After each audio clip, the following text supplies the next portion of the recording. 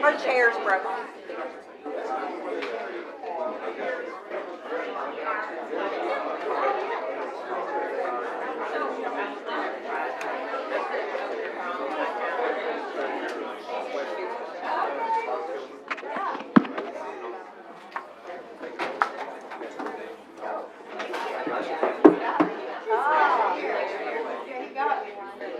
Whichever one you got.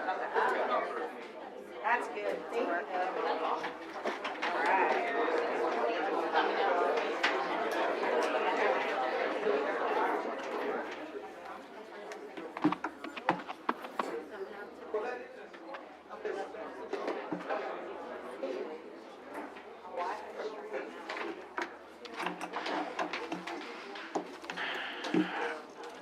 Okay, good to go?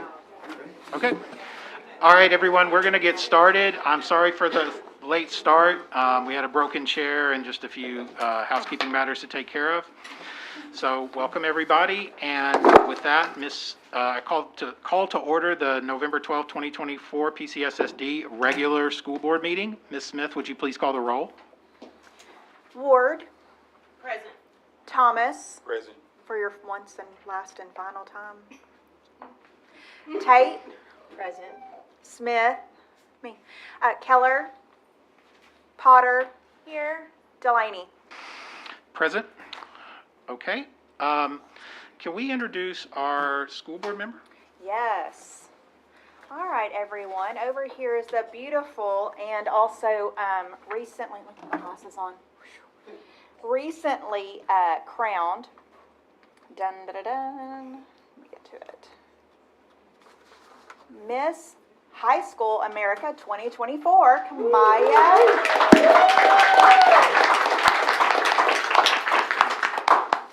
Kamaya Tackett is a senior at Sylvan Hills High School.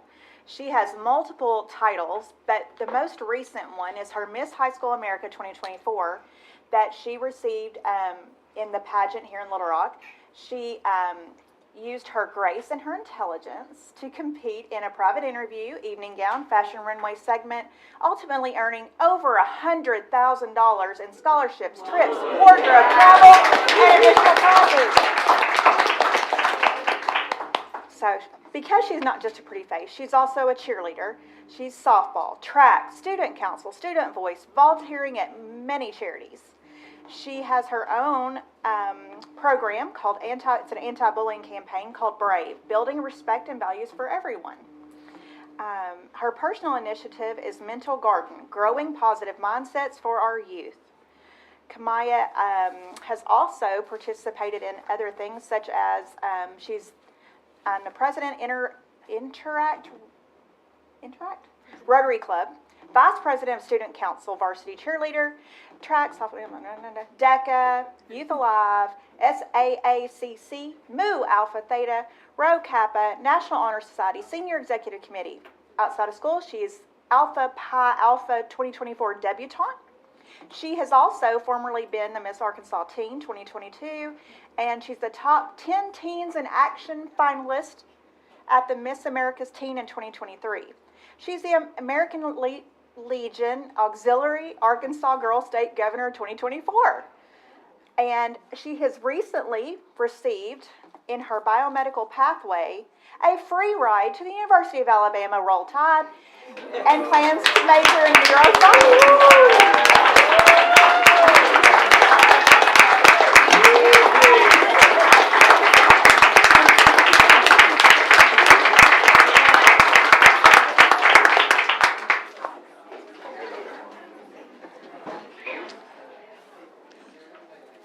Congratulations and welcome to our meeting.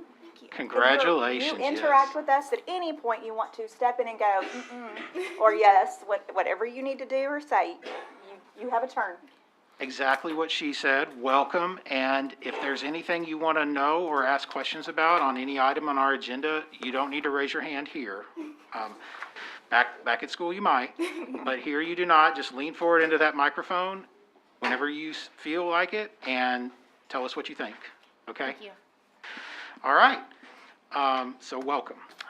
And with that, will you please join us in the pledge? I pledge allegiance to the flag of the United States of America and to the republic for which it stands, one nation, under God, indivisible, with liberty and justice for all. Okay, that brings us down to our public comments. We have 13 people signed up. Before I call the first one, I will read a brief preface that I always read. There's nothing special about tonight for this. We allow each speaker 3 minutes for public comments. I will keep time for us. Actually, Mr. Thomas will. Our responsibility is to listen to your comments. It is board policy that we do not respond or discuss your comments during this time. You have First Amendment rights during your 3 minutes. My polite request is that for any complaints involving staff members, please consider whether it is necessary to name that staff member in order to make your point. And with that, I will take our first public commenter, Dr. Nick Farr.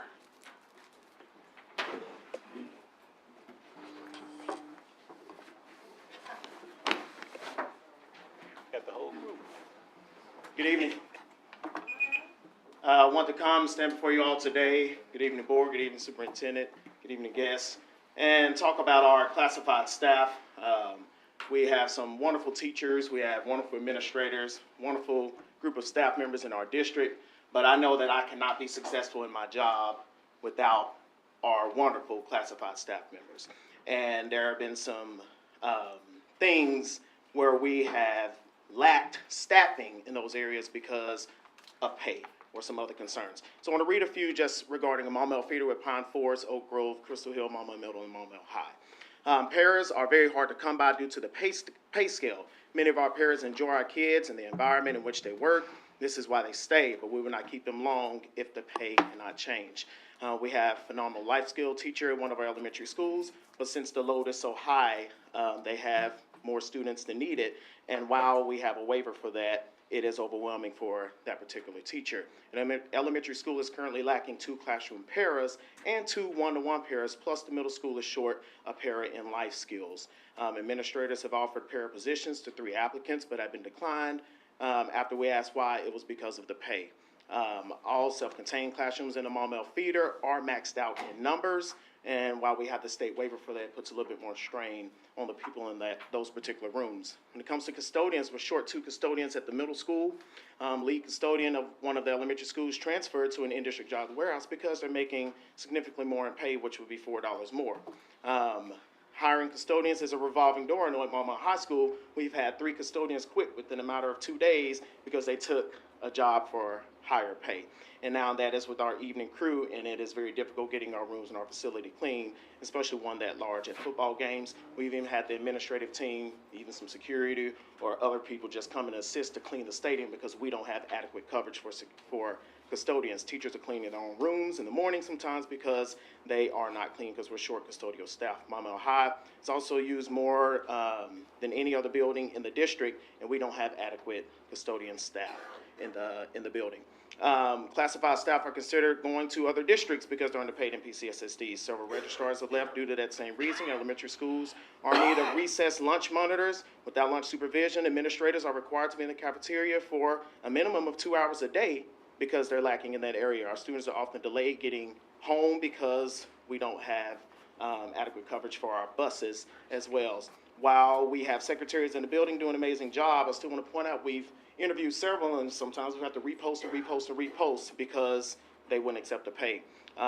There's no security guard at Oak Grove Elementary. Maumelle High has 3 security officers with 1 running for the entire feeder. We need a female officer in our building, and that is a large facility to cover with just 3 security officers. And with the increase of concerns about school safety, all schools need to have adequate staffing of security. Okay, great job, thank you. Mr. Patterson. Good evening, everyone. I'm going to fill in right behind Dr. Farr and talk to you. I'm going to specifically talk to you about security. So security is very important in our schools. So one of the things that we are struggling with mightily in the district, and especially in the meals feeder pattern, is holding on to our security officers. At my school, I've been there since February, and I've had a complete turnover of my staff in security twice. And so all of my security officers that we had when I started in February, I came with 2 guys that came with me. By mid-May, they were both gone, which left us with 2. We finished the year out with a second. We started the school year out with a full staff, and within the first 3 weeks of school, I was down to 3. Then I was down to 2. And now I'm back up to a full staff. But as soon as they find out that they can go make more money in other districts doing the same exact job, they're out. And so I find it very pressing that we are struggling the way that we are to retain security staff. And when we tell our parents that safety is the most pressing thing on our plate. However, we are not doing what we can to make our buildings as safe as they can be. So I encourage you, I implore you to reconsider and think about moving the pay scale up for our classified staff. Thank you.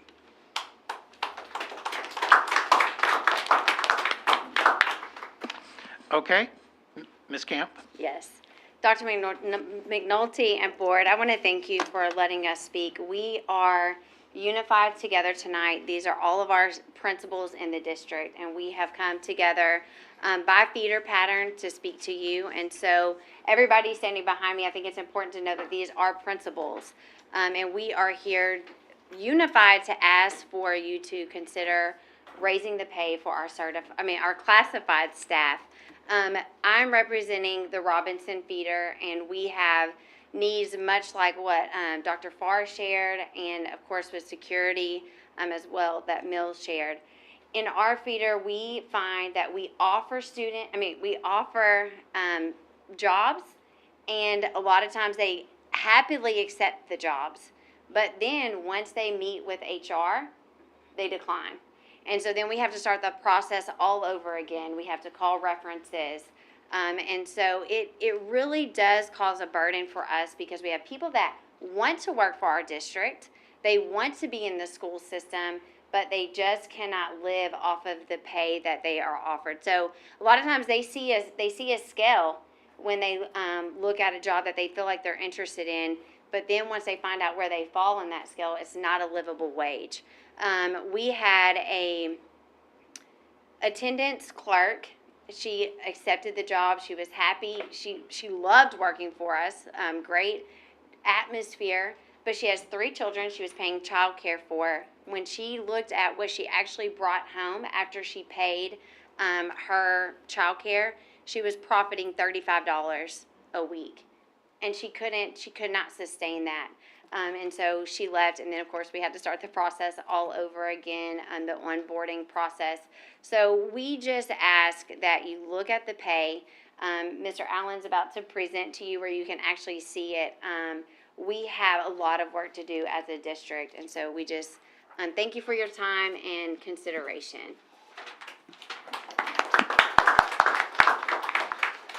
Okay, Dr. McNulty and board again, thank you for hearing us out with our concerns when it comes to classified staff. Before you, I did have a salary schedule that Mr. Delaney had prepared. And attached to it, I have the concerns from every one of the principals within our feeder pattern, so you can look over that if you would like. I had conversations with Dr. McNulty about our intention to come speak with you all in regard to classified staff, and then he later shared with us the salary schedule that Mr. Delaney put together. So thank you. I had kind of worked on one. I had selected 7 schools as well, but I had used the Conway School District as opposed to Pine Bluff. But what I liked about his is he put Pulaski County's rank starting with year 1 working all the way down to year 29, and I did not include that in mine. So as you look through this, what you're going to find across the board in these classified positions A lot of school districts around us that we are competing against, they are front-loading the salary schedule for people that are first getting in to public education to work in a classified position.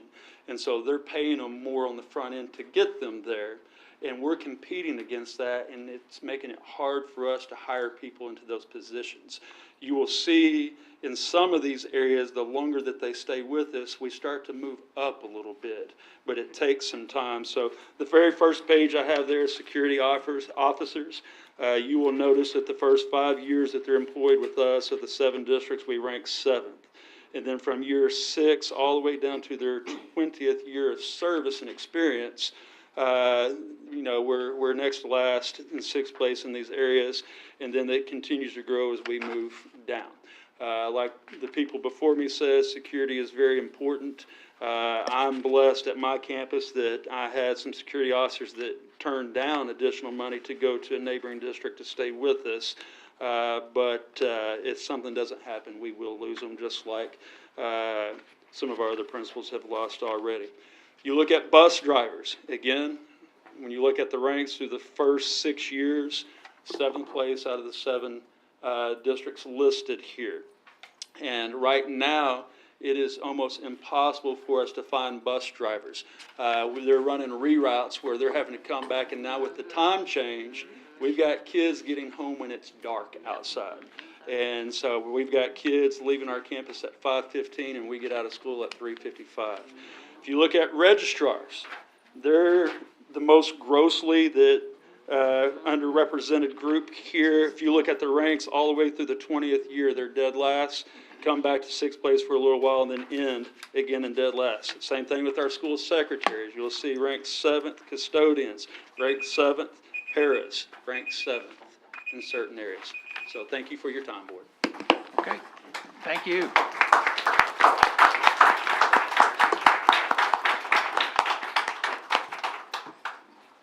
Okay. Our next comment is Ms. Wiley.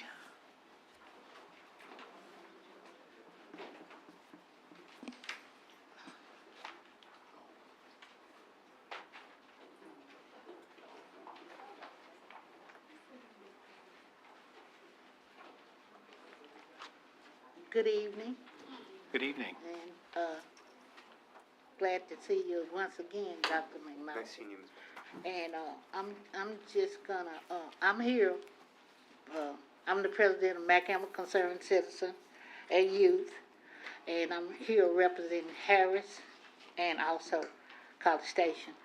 But I'm gonna let Miss Gully speak, and No, Ms. Gully gonna take over the whole thing. okay, Miss Gully gonna speak for the group. So, No, you don't.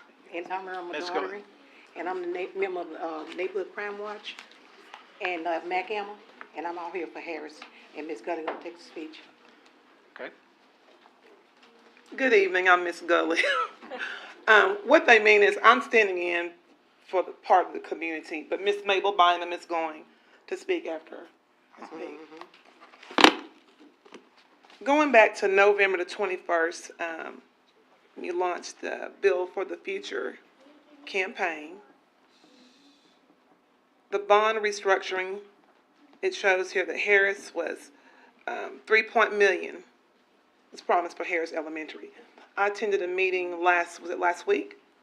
And it's our understanding that the $3 million is going to be shifted to Robinson, correct?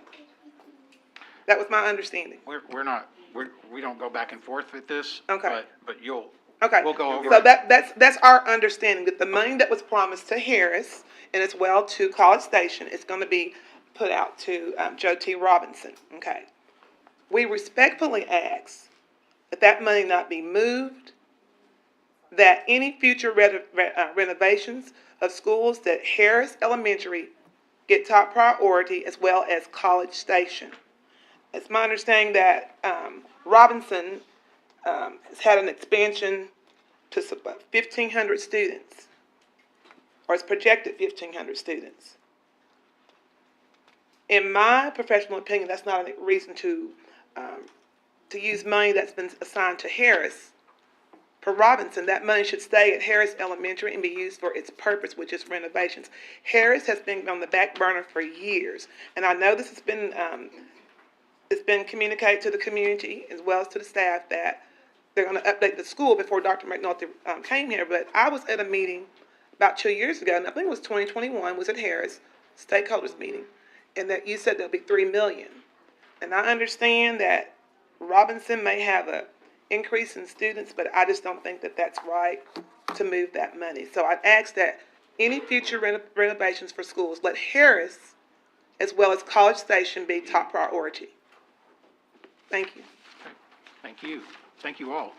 Was there another? Okay. Can you tell us, Ms. Bynum, Yes. right? Yes, Yeah. I'm Mabel Bynum. Please strike my name from the list of yet to come. I will never strike your name from any list. Strike my name. I am pleased. I want to say first, good evening to each of you, and as a matter of timing, I need to go quickly since Mr. Thomas has the clock. But I'm grateful for the opportunity to come and address each of you, regardless of the zone this evening, to encourage you to live up to Pulaski County Board promises made to the Harris community time after time. I've been a Harris patron supporter as well as an eager Pulaski County taxpayer for 55 years now. And during those years, I recall administrators, even board members coming in with well-prepared, slick, fancy marketing material in hand to ask us to support district fundraising efforts, as well as to encourage us to convince others in the community to help one more time.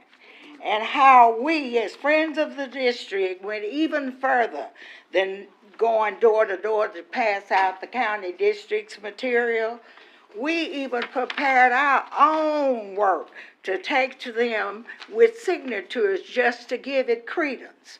All of that based on the district's promises, after promises, where I easily recall Harris area taxpayers dismissing serious recruitment attempts to get us to join Sherwood residents' failed attempt to establish yet another North Pulaski district. We said no way, because we just knew our district would come through by fully delivering on its promises that time. Even when our community had the big problem of giving away money remaining from an early payoff of a federal government sewer improvement district loan, residents sought and found a way to give every last penny of that $15,717 to our beloved Harris, hoping to prove our desire to be real partners. After all, the 2015 big promise had been made with lots of materials, fancy stuff, and community meetings too. Promises that the neighborhood this time would be able to have a storm shelter. Now that was a real deal maker. Not only would our kids benefit from having this millage passed or the millage increased, us old folks could hide out as well. Then came 2021 with the $80 million that I keep hearing everybody even tonight talking about, with the restructuring and the debt service. The district made promises and a request one more time, endorse it, and talking about $3 million. Even in 2023, we were called in for a meeting of assurance. Maybe the amount would be a little smaller, they said, like closer to 2.5, but it was really coming that time. And even then, we didn't make a big fuss. But now it's 2024, ladies and gentlemen, and I am shocked to learn that a measly $23 million remains from that effort, and very serious plans have already been put in place to prioritize its distribution as far west geographically as possible from the district's oldest campuses, if not, then two of the oldest, to prepare for the growth, future growth, they say, for students that might come, rather than take care of the students already here. the ones who heard Pulaski County's promises year after year loud and clear, every time. It's on their behalf that I respectfully encourage you to honor and to prioritize the district's past promises this time, even with the copy of the resolution I received this evening. I want you to know that my neighbors and I will be very concerned and ask for an explanation, even today, why all of this lists Robinson High School before it gets to the promises that have been made to Harris and College Station year after year. We want to be prioritized. Thank you very much. Thank you.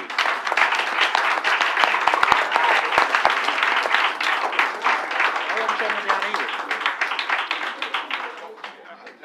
No.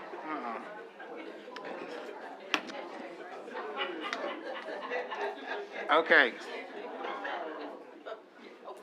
Representative Springer.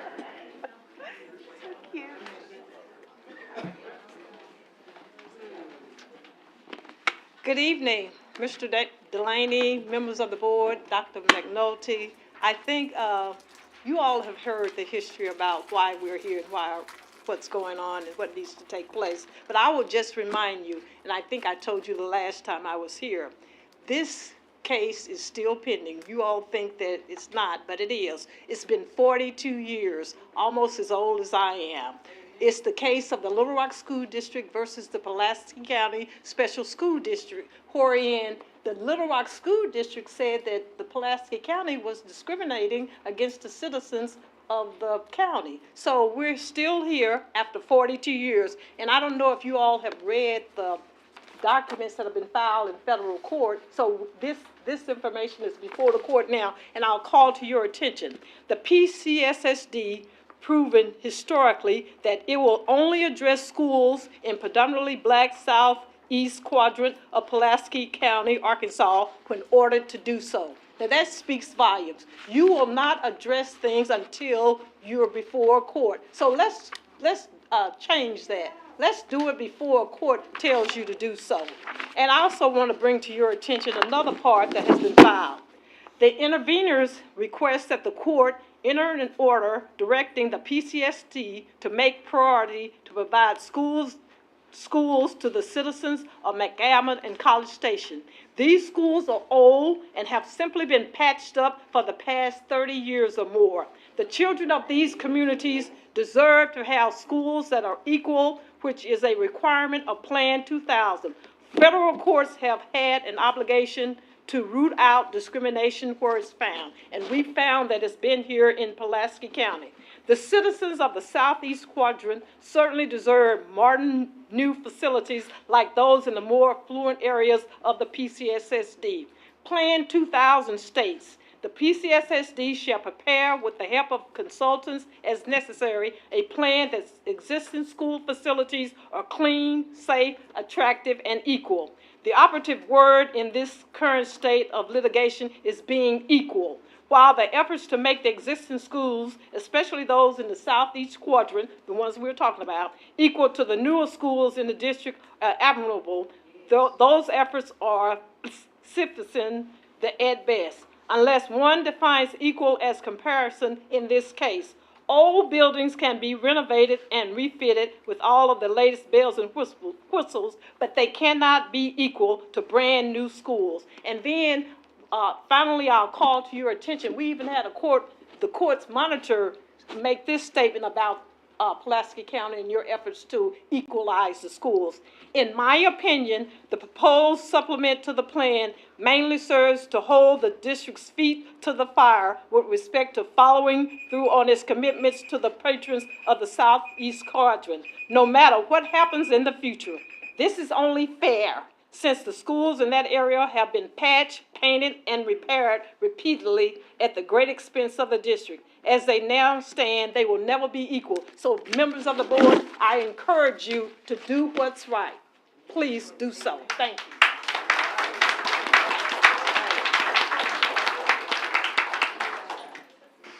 Thank you, Representative Springer. Our next speaker is Kellanese Parker. Good evening, board members. I am here as a representative for College Station. I'm a property owner, lifetime resident in College Station. And I hear the complaints about the salaries, and I hear the complaints about the jobs and things. How would you like it if your salary was stalwarted at the 1960s rate? Because that is what the year that the last renovation was done for College Station Elementary. The school floods when it rains. Our children and staff have the option of walking down a muddy, sliding hill or walking down steps right into the foyer where the dragon is painted on the sidewalk to a puddle of water. Teachers and staff and security and whomever else are laying boards down for our kids to not have to walk in water. We have rooms that are not accessible because of a storm that came through in 2022. There's now mold collecting in the school because of that damage, because of rain leaking into the building. I went to College Station Elementary. I sang on that stage in talent shows, and it's still there. It makes no sense. You all had $10 million allocated between 3 schools, College Station, Baker, and Harris. You removed 3 items from the Building for the Future project list that equals $7 million. Where did that money go? It went into the $23 million that has been allocated, according to what I'm understanding, October the 8th, for Robinson to expand. I hear the cries. I understand that they've expanded, but our kids, our families, our communities are dealing with dire straits, dire hazard needs. It's a health hazard at this point. Would you like for any of your family to be in rooms or be in buildings that have black mold? No. I know I wouldn't. And here's what I was told at a stakeholders dinner I was at the Little Rock Port Authority, that we need to get in front of governing boards and make our voices heard. That's why I am here. That's why we're all here. Here is a requirement. You all need to come to College Station Elementary and look this damage in the face. If you can see it for yourself, then maybe God will put upon your heart to do the right thing. You need to look at it, because what you're doing is ignoring it. You're telling us as a community, we don't care about you. We want your schools to fail. What you're looking to happen is that parents become afraid and remove their kids from the schools, so then the enrollment dwindles, and then you say, oh, we're going to have to close the school. No, that's absolutely not. We're keeping our kids, our grandkids in this school. We are fighting for their lives. And we want you to do the right thing. And we're tired of having the same conversation. Tired of it. At this point, it's infuriating, and it's very insulting. We are trying to raise children who are going to be productive members of society, but if they can't even be in a school that's up to code, then what do you expect? So please, and I will ask the voters, look at these people, because this is who we put in these seats. So the next time you go to vote, study the candidates and make sure you get people in these seats that are going to represent what we need. Thank you.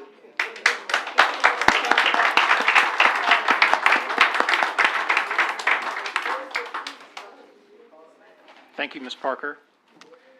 Our next speaker is Representative Denise Enid. Enid, I'm sorry. Good evening to Dr. McNulty and to the Pulaski County Special School District Board. I am Representative Denise Enid, and I represent College Station in District 80. And I'm here in solidarity with Harris Elementary and College Station Elementary. The guests before me have already eloquently told you what the problem is. I'm here to ask you to make good on your promise with these schools.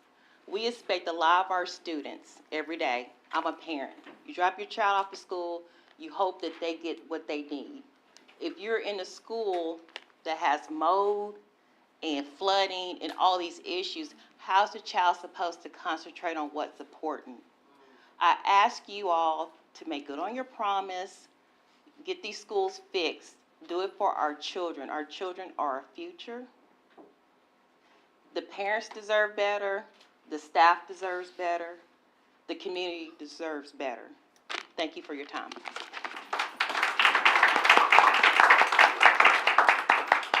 Thank you, Representative Innett. Our next speaker, I had Ms. Bynum on here, but I'm going to skip you, but with my apologies. Our next speaker is Brittany McCoy Walker. Hello, Board. I'm here to discuss the building for the project for College Station. I'm not approaching you all as a resident. Today, I am approaching strictly as a parent. Since the last meeting, I did reach out to Dr. McNulty. You did respond, was open to meet, one-on-one. I just felt like it should have been a community, meeting with everyone. But I'm speaking today as a parent. As you all can recall, on Halloween, it did rain. Every feeder school allowed kids to dress up in costumes. My kids, they were overly excited. When we approached the school, I literally was like, how could my kid get into this school? Do we want to slide down the mud hill, or do she want to play in a puddle of water? It was very distasteful and shameful that those kids had to literally, for one, walk in the rain, and once they got under the awning, it was a big puddle flood. It was no way around the school. And as you continue to walk the school, there's rain pouring in on the kids. So my concern now is just for my child's safety. If something happens to my child, is it on your website where I could access to see who do I submit this complaint to? How can I be compensated for it? As far as if she has health care bills or anything, because an accident can happen in just a matter of seconds. So that was a big concern for me. No one liked inconvenience. Who had the broken chair before the meeting? Who experienced the broken chair? You had to get a new one, correct? You did not want to sit in that broken chair. But it's okay for my child to attend College Station every day and experience those type of inconvenience. So that's just kind of how I see it. I'm like I say, I'm approaching as a parent. So my attitude is going to be a little different. I'm just kind of frustrated, especially for someone. I graduated from Mills High. I went to Fuller Junior High. I was extremely excited when you guys decided to do the renovation over there. It was well needed because I know what can come out of the district. But, at this point, the talking is not even valid. We need to see action. We cannot even get updates on the website under this building, under this construction project. There's no update. So my biggest fear is that I'm going to log in and look at the updates, and that project is going to have a removed sign by it. But no one likes inconvenience, not even an adult. So, again, that's just all I have to say about it. You guys should really come visit the school to see it. Come on a rainy day. I guarantee you're going to get back in your vehicle. You're not going to want to enter the school. And when I look on Facebook, all the feeders posting their pictures, large media centers, it's nice.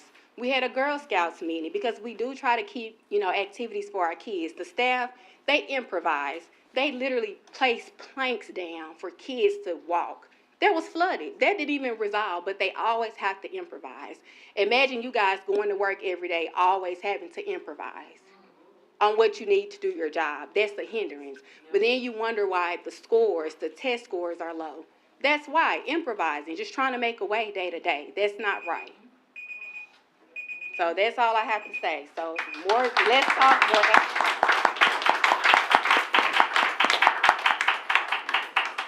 Thank you, Ms. McCoy Walker. Our last commenter, I think I'm doing this right. Is it Gloria Dozier? Gloria, sorry. I'm so sorry. Good evening to the board and to all of you. I'm happy to stand here this evening because I do have some things that I'd like to say. There has been many things said about the College Station and Harris Elementary School. I was a student there. I graduated in 1962 from the College Station Elementary School. And you know what? Nothing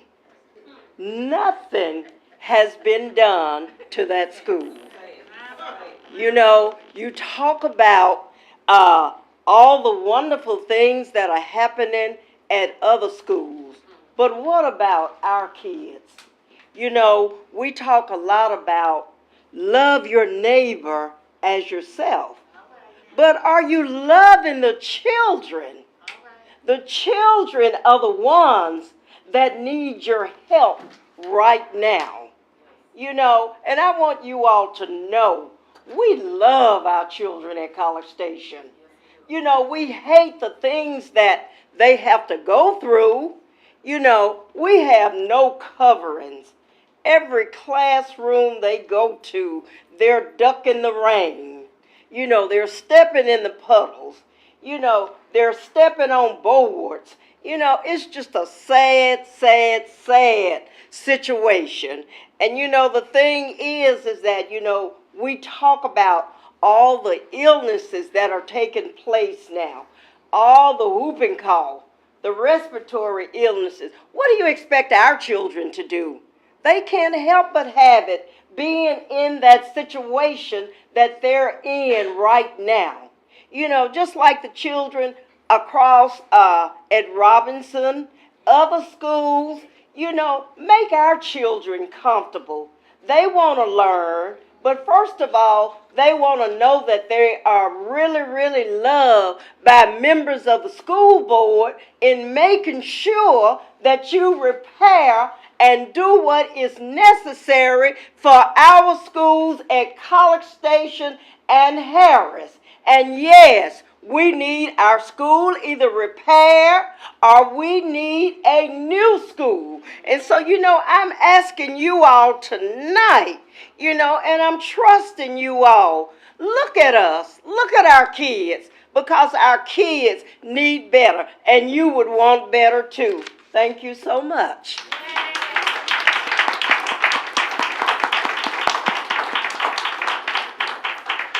Okay, thank you so much as well.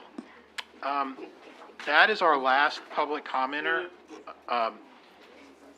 The latest items that we heard about Harrison College Station and Building for the Future, they're going to be addressed tonight. We're just going to get through some reports and things, and then it's going to come up pretty quickly under new business. It's right at the top. So if you'll stay with us, we'll get to some action on that. Our next item on the agenda is the approval of last meeting's minutes. I'll take a motion on those minutes. Motion to approve. Ms. Smith has made a motion to approve. Is there a second? Second. Ms. Potter has seconded. Any discussion? If not, I'll put it to a vote. All in favor of approving last meeting's minutes, say aye. Aye. Aye. Opposed? Okay, those are approved. Our next item is certified PPC presentation. Ms. Robinson, nothing tonight. Thank you. Classified PPC presentation, Mr. Chesterfield. Right here. Beautiful. Good evening now, Dr. McNulty, board members, and good evening to everybody here. You know, it's funny. For a long, long time, I've been talking about money. That might sound funny. That might sound funny. Let me say this. The reason why I was late, well, I wasn't late. We was trying to get all these kids home. I'm skipping a little bit now. Because there was not enough professional bus drivers. But I can hear what I done heard tonight about from principals. When I was talking about all this, everybody was quiet. Might even call me a troublemaker, but I don't care. My name is Chesterfield. Let me turn back around. I watch everybody when people get up here and speak. I watch your reactions and all that kind of stuff. But let me tell you something. If you didn't have professional bus drivers in professional age, if you didn't have, guess what? That cared about all the kids. Guess what? If those yellow buses don't run, listen to me good. If they don't run, there's no use for you open the door and Dr. McNulty don't have to come in because there's no students. I've been saying this here for a long time. This before y'all even got on the board. This is new to y'all, not to him. This is what I've been talking about all the time. Now all of a sudden, it's coming to surface now. You know, it's funny the way God works. It's real funny. It's real funny. I have to say that. I have to say that. And I mean that. I talk to the money lady. She tells me every time, Mr. Chesterfield, there's no money. I said, well, how come when you made your budget up, you didn't put support staff in there? I got a half answer. But it's real funny. It's coming to the top now. The flood is coming to the top. I've been talking about this a long time. And support staff don't need no nickel and dime. Professional bus drivers don't need no nickels and dimes. They need money to take care of themselves and their families. I'm serious about this. Dr. William, I'll call you up in a minute. We had a PPC meeting last week, and we approved. I'll let Dr. William talk about that in a minute, but it was. I had to say something about that because it kind of raised the hair on the back of my neck. It don't make sense. It don't make sense that we should be hearing this tonight. It don't make sense at all. If something wrong, fix it. If you got some money, and Pulaski County do have money, don't tell me you don't have no money. You know, I keep up. Now, somewhere along the line, if you got a good heart and you call yourself a Christian, you need to do the right thing. I'm not asking you to do the right thing for me. I'm fine. But I know a whole lot of people that's not like me. You know, every time I come to this board meeting, you listen, but you never take no action. We postpone it to, I think this is third or fourth time here, Doctor. Huh? Come on now, you can talk now. Talk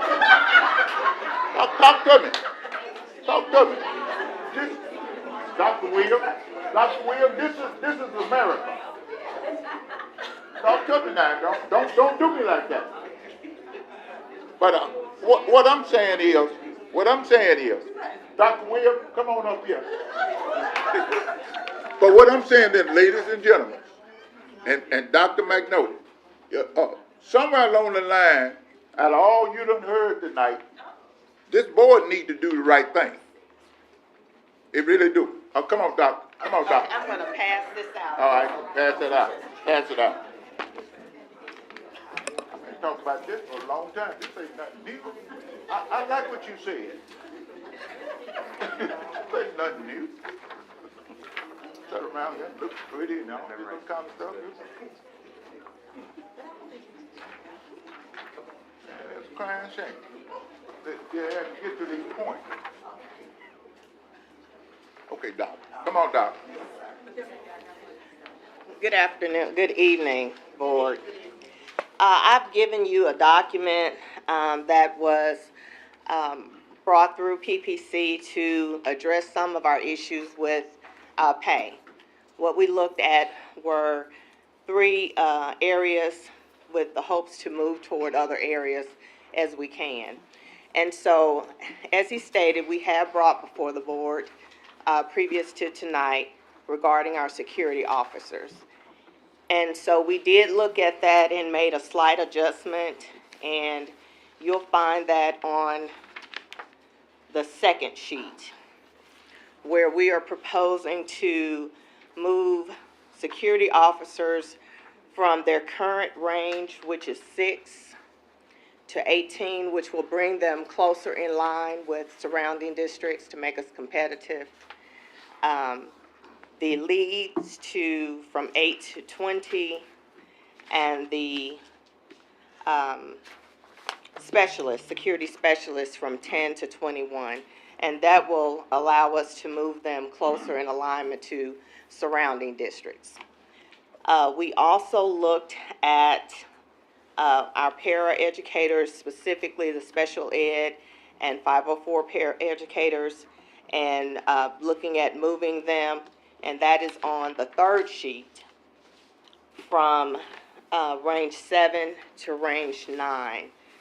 We do have other areas of paraprofessionals that we will look at a later time.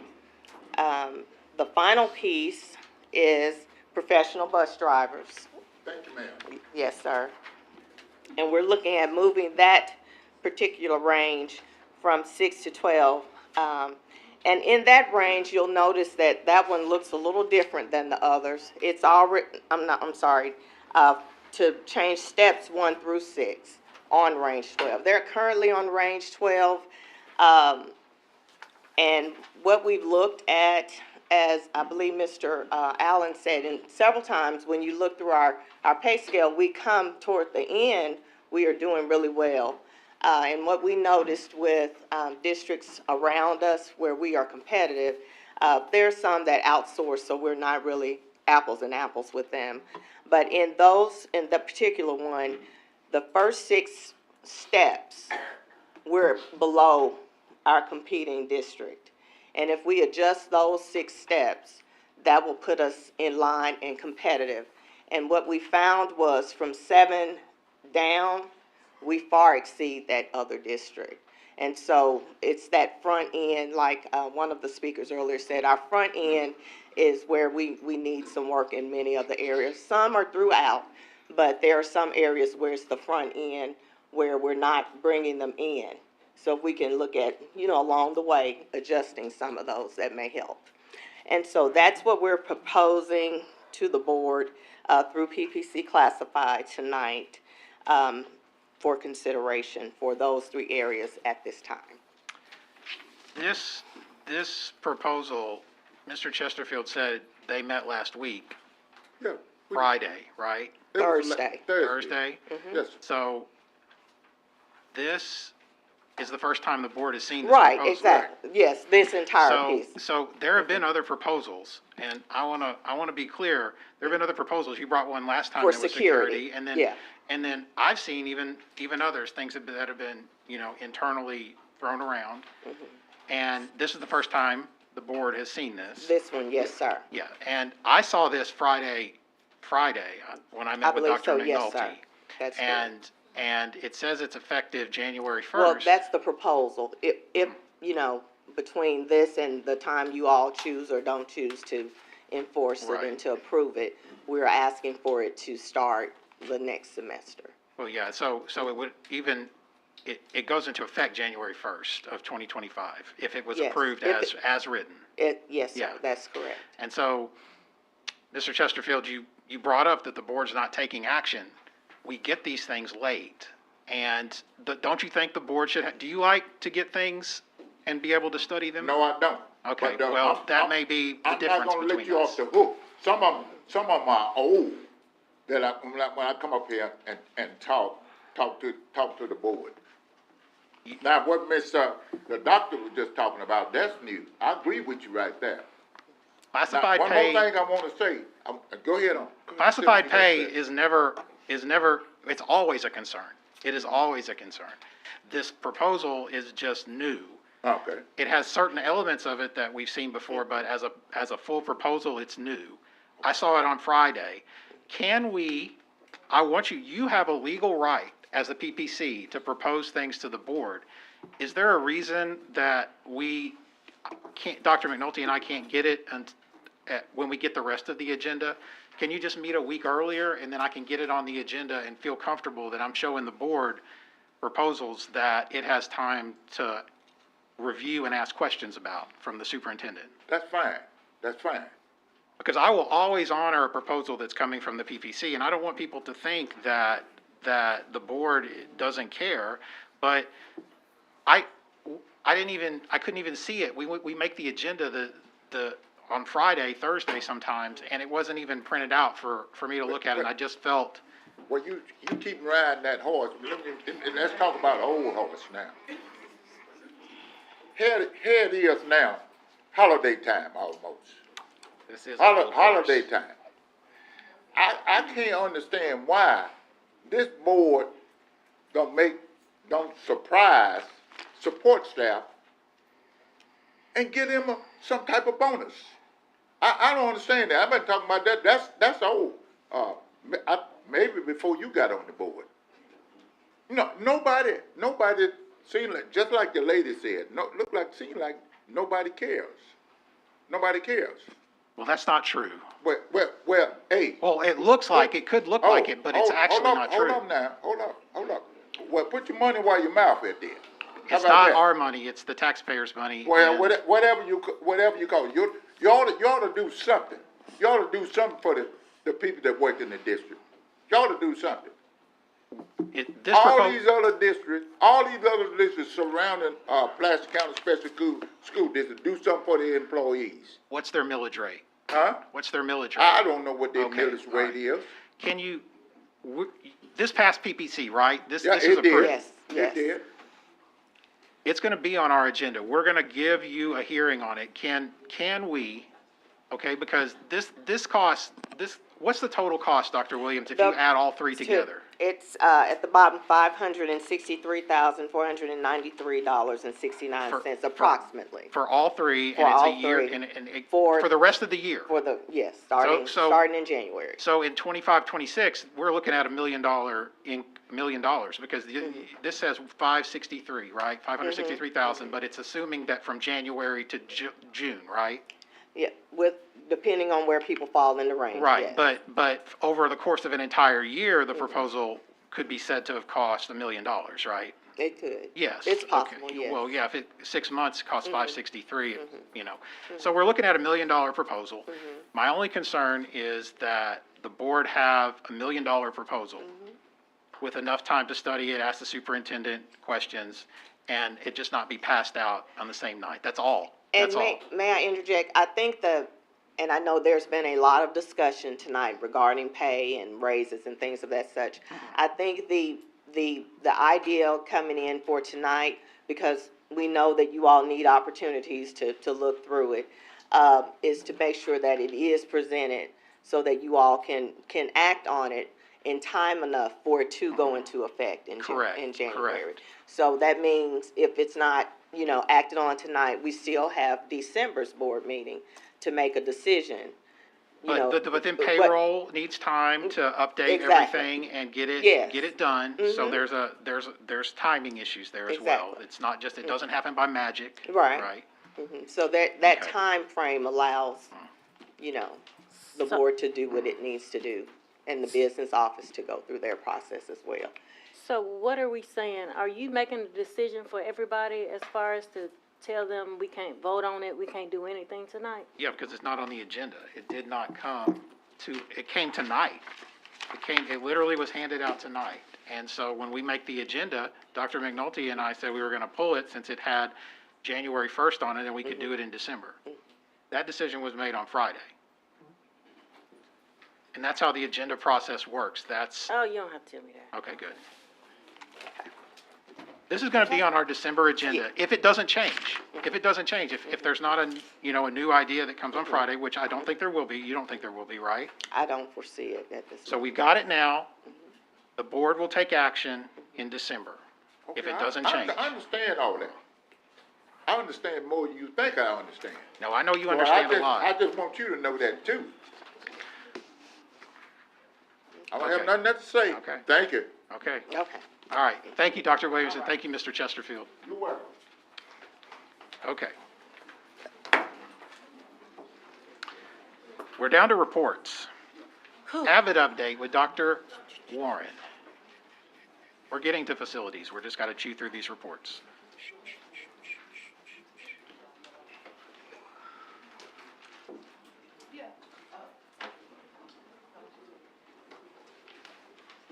Good evening. What I'm going to share with you, in spite of the low pay and no pay, in spite of leaking facilities and old facilities, our educators are doing a fantastic job. In spite of all that, they continue to do well.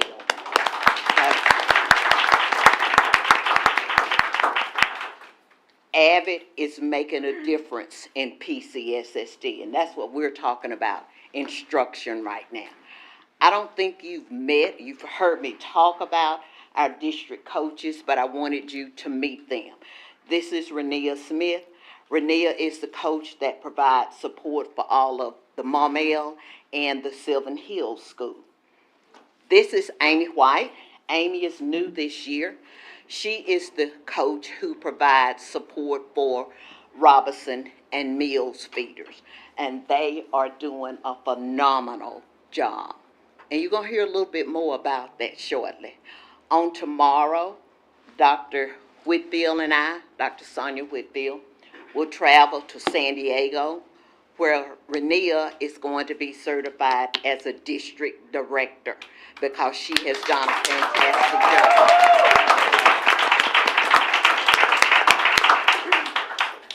Now, with that said, I have someone else from Avid. PCSSD, let me say this, has put Avid on the map in Arkansas. All right. I'm just going to take that. We have put Avid on the map in Arkansas. And we have done such a phenomenal job across the state. And the proof is in the pudding. You're going to see that other districts are calling Avid to ask about us. This summer, Avid did a realignment of their areas. We used to be in, Arkansas was in what was called the South Central region, where they realigned, and now we're in the heartland. I kind of like that. And the heartland's instructional strategist, who is the immediate contact for me for Avid, lives right here in Little Rock, Arkansas. They hired a person here because we were so large, but that person covers a whole lot of areas, and I'm going to get her to tell you about it. You probably met Dr. Mike Mazingo, who was our person. Well, he's been promoted, and I tell him, you got the promotion because of what you did with us. I own that too. But I would like you guys to meet Marcia Rosati. Marcia, will you come up?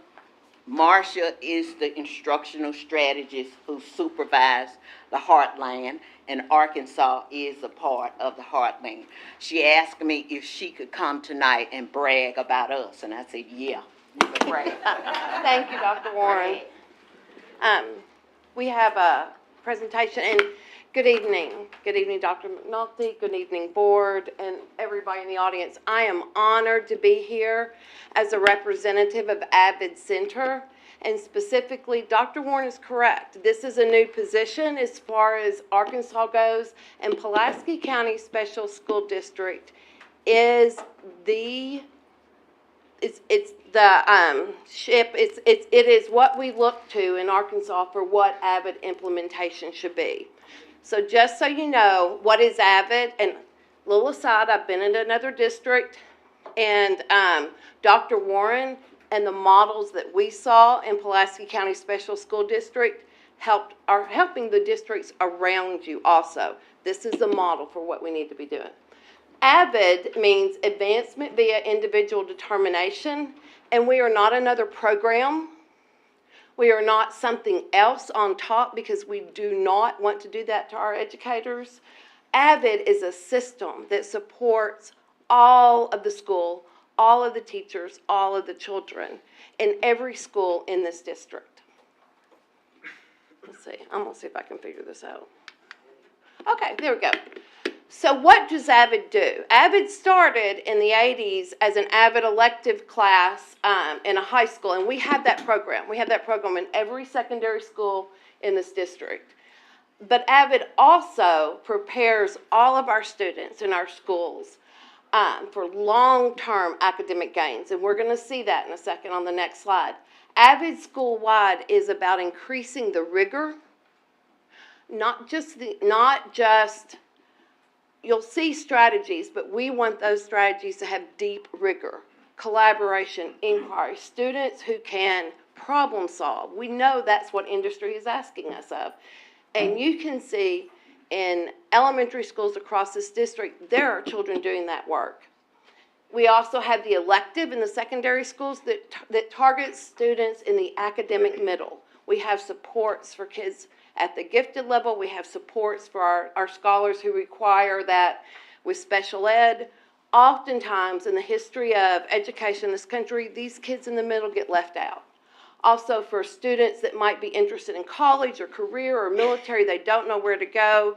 Maybe their families didn't receive education post-secondary. And Avid Electives prepares those kids for that. We're going to talk more about that. Avid empowers educators to do their best. Oh, can we go back one? Thank you.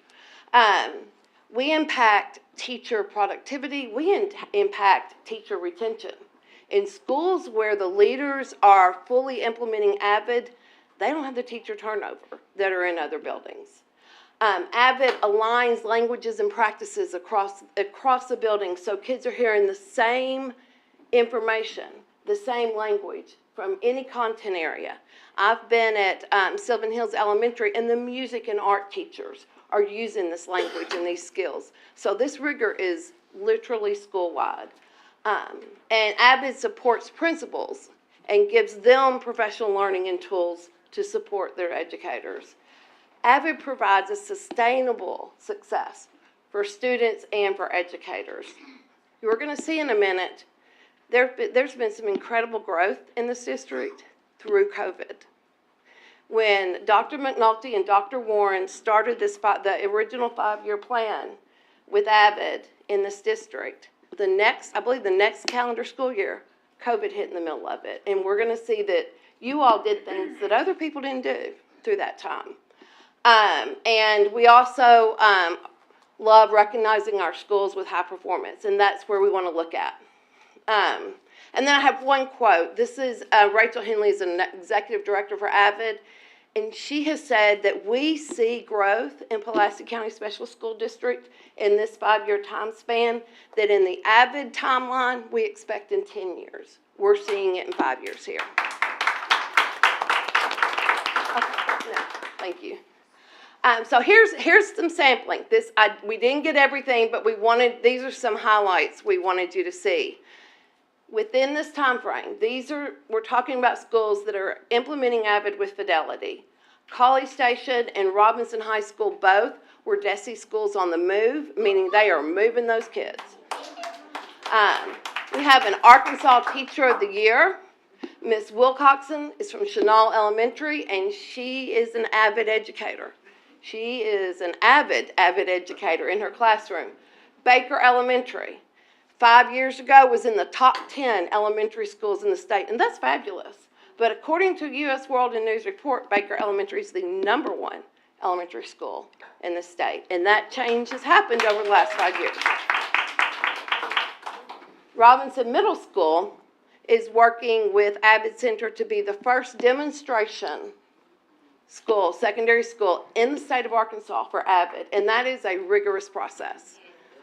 And we are really excited about doing that work. And they are ready to roll up their sleeves and do the work. The first Avid Excel program, which is a program specifically for our multilingual learners, is at Mills Middle School. And it is a model for the rest of the state. Pulaski County, as Dr. Warren mentioned, Pulaski County Special School District is a model for how to implement Avid district-wide, so that it's not just in one classroom or just the Avid elective kids, but we see sustained improvement, and we see kids happy and learning and teachers happy, and we see kids working harder than the teachers are working, and that's what we want to see, by the way. That's a good thing. Those kids are digging in and doing the work, and they're having fun, and they're enjoying it, and they're learning. And then Sylvan Hills Middle School this year had an incredible recruitment for that Avid elective class. 50% of the students at Sylvan Hills Middle School have enrolled with that Avid elective class. One of the requirements in secondary for the Avid elective class is you've got to take honors or pre-AP courses, which means half of Sylvan Hills Middle School is enrolled in honors or pre-AP courses. These are all the layers of this systemic program and these are snapshots. There's a lot more going on. Oh, did I miss the blue ribbon? I'm so sorry, Pine Forest. This is exciting. I emailed Dr. Warren when I saw this on the news. Pine Forest is one of 3 blue ribbon schools in this state this year. And she will tell you that the implementation of Avid, and she had to do it as a leader too, by the way, and her teachers had to buy in. But that is one of the key reasons that they were able to move their students academically. Thank you, Dr. Warren. So here's some quick data points. And again, I've just picked some snapshots for you. With our Avid students in secondary, 8th graders enrolled in honors algebra 1 or high school, that is some Avid wording. That will be algebra 1. 8th graders enrolled in algebra 1, 95% of Avid students, 59% district-wide. And that is important because what we know from research is that algebra 1 and then English 9 are gateways to success in high school and beyond, or they're an indicator of failure. And when we've got these kids who are not always the highest performing academically, that doesn't mean they're not incredibly intelligent students, but they're not going to always show up in that top 5%. These kids are in algebra 1 in 8th grade. That is amazing for their future. 65% of our Avid students in 8th grade completed algebra 1 with a C or higher. That's exceptional for 8th grade. You can look at any state assessment, and that is not what's happening anywhere with 8th grade with algebra 1. 6th graders in honors courses, Avid elective students, 100% in this district. 100% of those kids who traditionally would not have been considered an honor student are in those honors courses and getting support from their Avid elective teachers to achieve in those honors classes. They're learning how to learn. 9th graders in honors or AP that are Avid elective students, 56% of those. 29% district-wide. 10th graders in honors AP, 96% Avid students, 74% district-wide. So we can see that you are changing the trajectory of these scholars' lives when we train our teachers, support our teachers, and provide this program. And then let's look at our seniors. I think you guys will have a link to that. The blue part shows that in the last 4 years, over $8 million in scholarships to Avid seniors. 96% of your Avid seniors completed an AP course. And again, I've been an English teacher, I've been a mama, I've done a lot of ELA things. When kids complete those AP courses, Lang, Lit, U.S. History, they are so much better prepared for college or career or military. 97% of Avid seniors are graduating on time. 97. And these are not the kids that were identified in 6th grade as the traditional GT AP kid. And then their average GPA is 3.2. That's the average. And again, that's above the norm across most of the state, much less for kids that when they were in 6th grade, some people didn't think this is where they belonged. So again, all those kids changing the trajectory of their lives. I would love to come tell you about Avid anytime. I know our time's up. I want to thank Dr. Warren, Dr. McNulty for the vision and the tenacity to implement Avid with fidelity. We want to thank you for the support of Avid. I know training teachers every year has a money sign in front of it, but you can see the payout. We want to thank the building administrators and the teachers who are doing the work every day. We want to thank our parents and our students for showing up and being ready to learn, even when they got to go through the rain and it's pouring down on them. And we want to thank you all for your leadership and your support of Avid over the last 5 years. I'm honored to be here and proud to be here talking about Pulaski County Special School District. Thank you.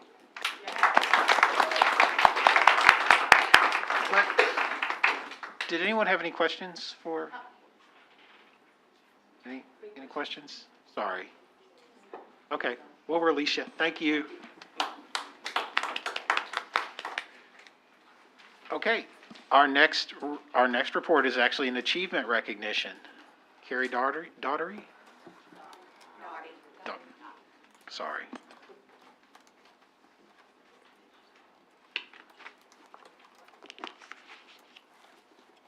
What?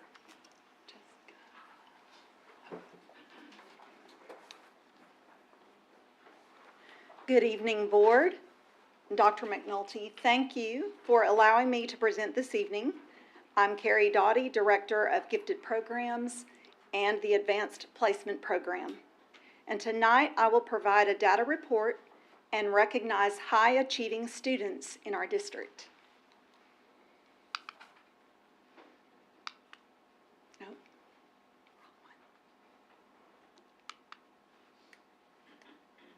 All right. We will begin first with the data. With our advanced and accelerated courses offered for our 6th through 9th grade students, we saw a 15% increase in enrollment compared to the previous school year. Another rise in enrollment when comparing the 2 years was in the high school courses offered to our 7th and 8th grade students with a 6% increase. Middle school students can enroll in high school courses and earn high school credit. For our College Board advanced placement courses offered at the high school level, we had a 22% increase in enrollment this year. These college level courses challenge students and provide the possibility to earn college credit in high school. When comparing the May 2023 AP exam results with the May 2024 results, we saw a 2% increase in College Board advanced placement exam proficiency, and proficiency is earning a score of 3 or above on a 5-point scale. Now, when comparing the 2 school years, we saw a 13% increase of PCSSD AP scholars recognized by College Board, and that's something to be proud of.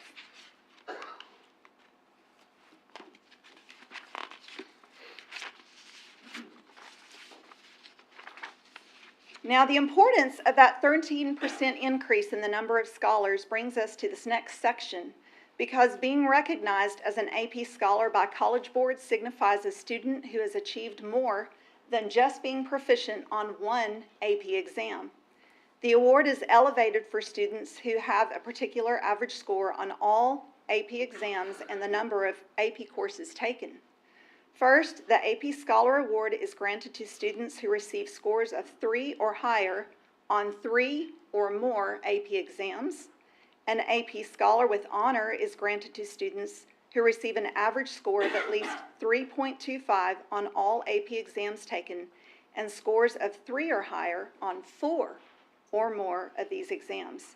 An AP Scholar with Distinction is granted to students who receive an average score of at least 3.5 on all AP exams taken and scores of 3 or higher on 5 or more of these exams. Now, to recognize these students' accomplishments, this past year I ordered AP Scholar medals for each of our 2023 AP Scholars to wear at their graduation ceremonies. I've also worked closely with the Communications Department to notify them and our principals of the academic recognitions so they can be posted online and shared with our school community. It's vital that we do that and recognize these academic recognitions. All 4 high schools had students who earned one of the AP Scholar Awards for the May 2024 AP exams. So from Maumelle High School, a total of 14 AP Scholars and 3 with distinction. From Mills University Studies High School, a total of 3 scholars and 1 with distinction. From Joe T. Robinson High School, a total of 23 scholars, 1 with honor, and 5 with distinction. From Sylvan Hills High School, a total of 30 scholars, 3 with honor, and 4 with distinction.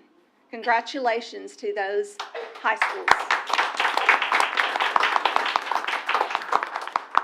College Board, through Big Future, now recognizes students from underrepresented groups, including first-generation college students and students who attend high school in a rural area or small town. Additionally, the following students must have earned this recognition with a GPA of B+ and had to be in the top 10% among PSAT test takers in their state for their award program. A total of 9 students were recognized in our district. Maumelle High School has 1 student this year. Mills University Studies High School has 2 students. Joe T. Robinson High School has 3 students. And Sylvan Hills High School has 3 students. I'm so proud of these amazing students and their accomplishments, and thank you for all your continued support of our gifted programs.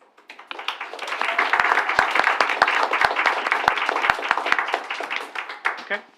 Questions for Ms. Doughty? Okay. Thank you so much. Good job, Dr. Doughty. Next, we have the 24-25 annual report to the public.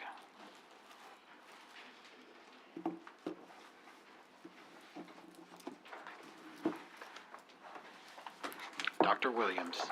Yes, sir. Did everyone get a booklet? I saw several left. If you'll give me just a second. Sure.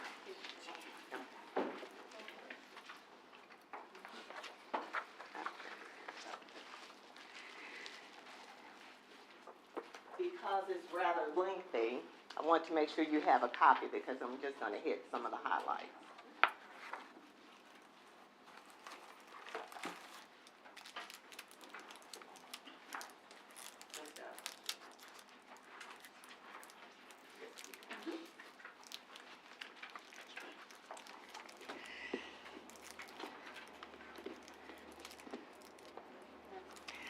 Good evening.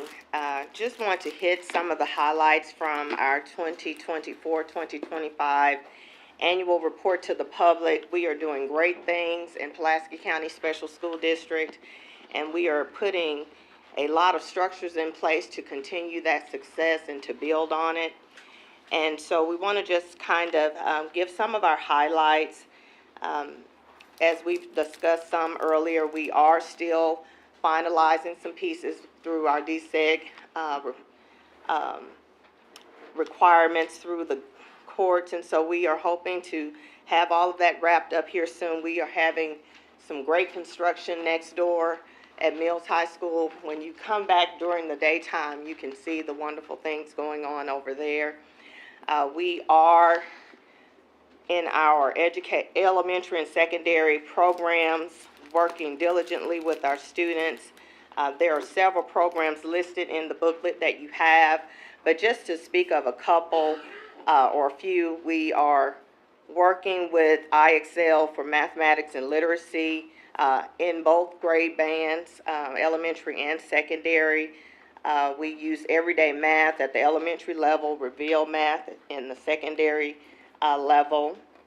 We use Lexia throughout. We also have Phonics First and Learning Ally. Those are some of the main programs that we use, and we also, as you know, we've moved to the AFLIS test, so we do assessments with that as well during the interims.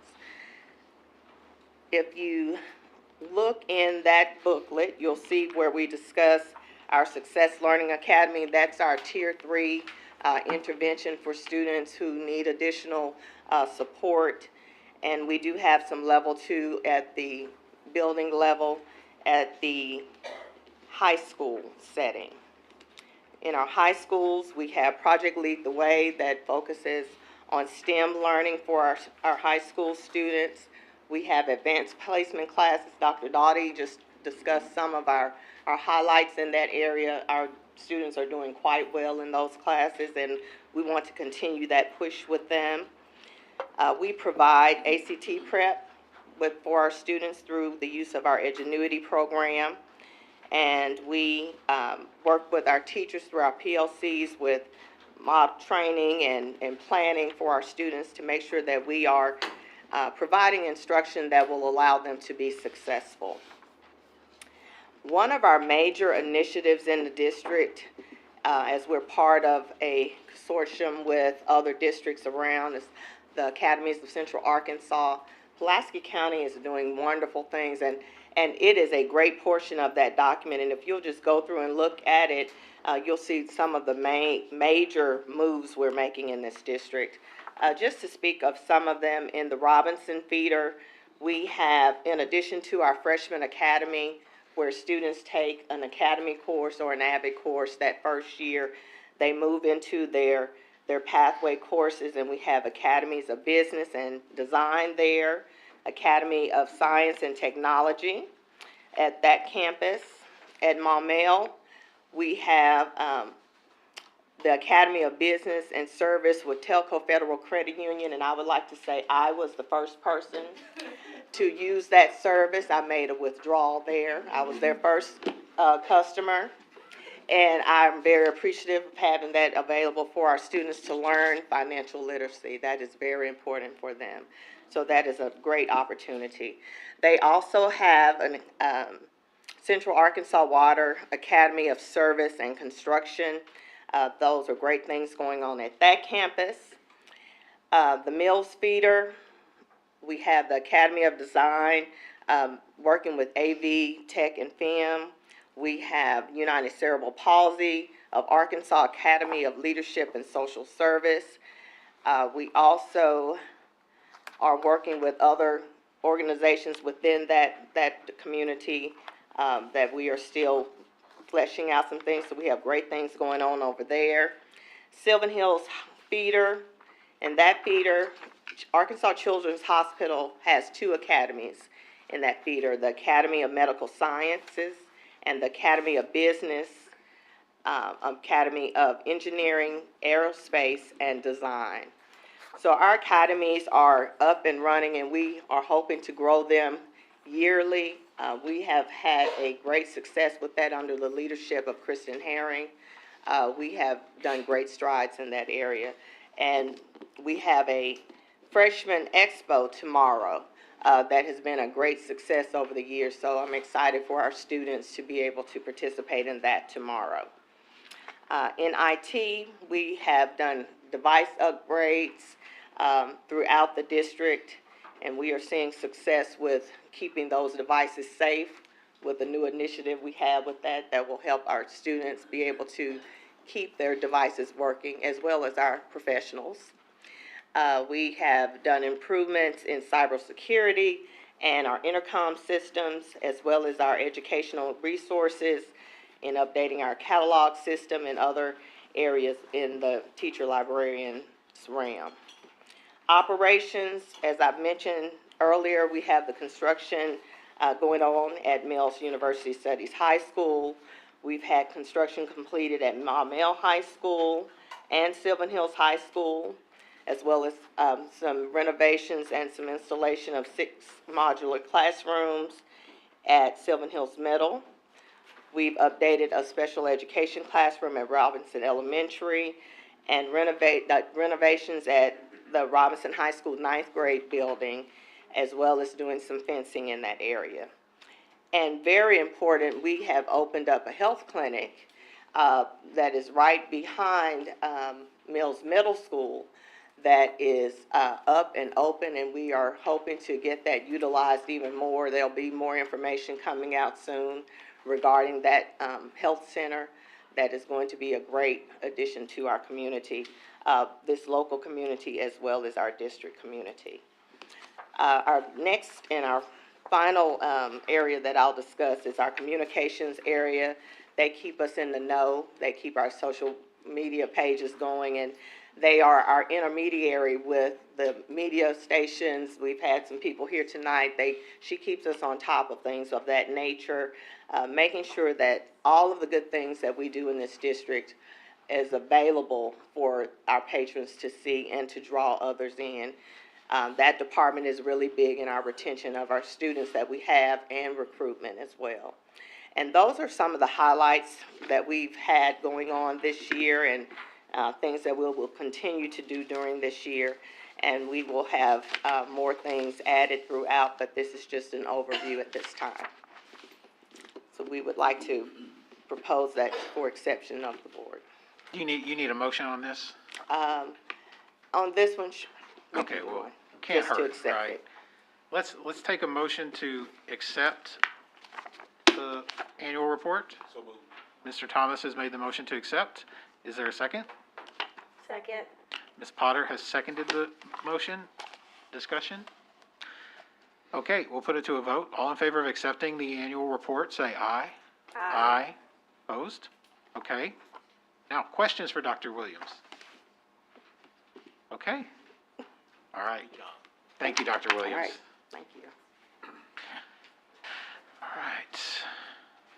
Our next report is the ASBA board recognitions with Ms. Duff.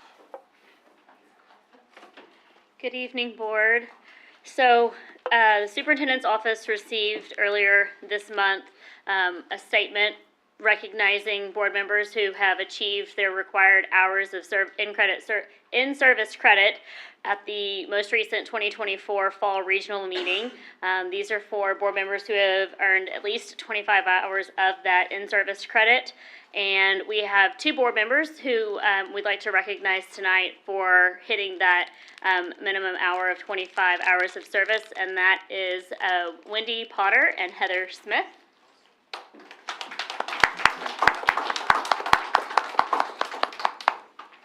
Thank you. We also have the opportunity to recognize the board as a whole from ASBA. Would like to recognize the Pulaski County Special School District as an outstanding board. This means that all members have achieved the individual outstanding board member award and or the certificate of boardmanship. So congratulations to our entire school board for being an outstanding school board. Okay, thank you. You're welcome. And Mr. Delaney, this is not on the agenda, but I'd like to make an impromptu presentation. It was referenced already in the meeting that this is Mr. Thomas's last meeting with us as his service rolls off. We appreciate his time. When I joined the school district in 2018, you were on the board, and so I've had the opportunity to work with you for 6 years now, and it's been quite a pleasure. And being in the communications department, I'm also the swag department. So I put together a little gift box for you. So thank you so much.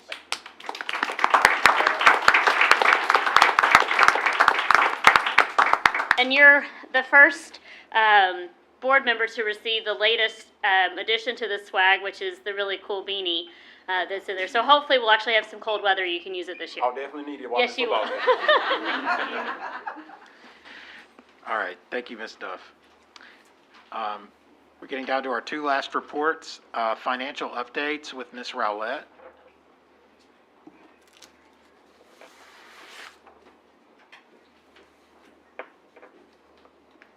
Good evening, Board. Dr. McNulty.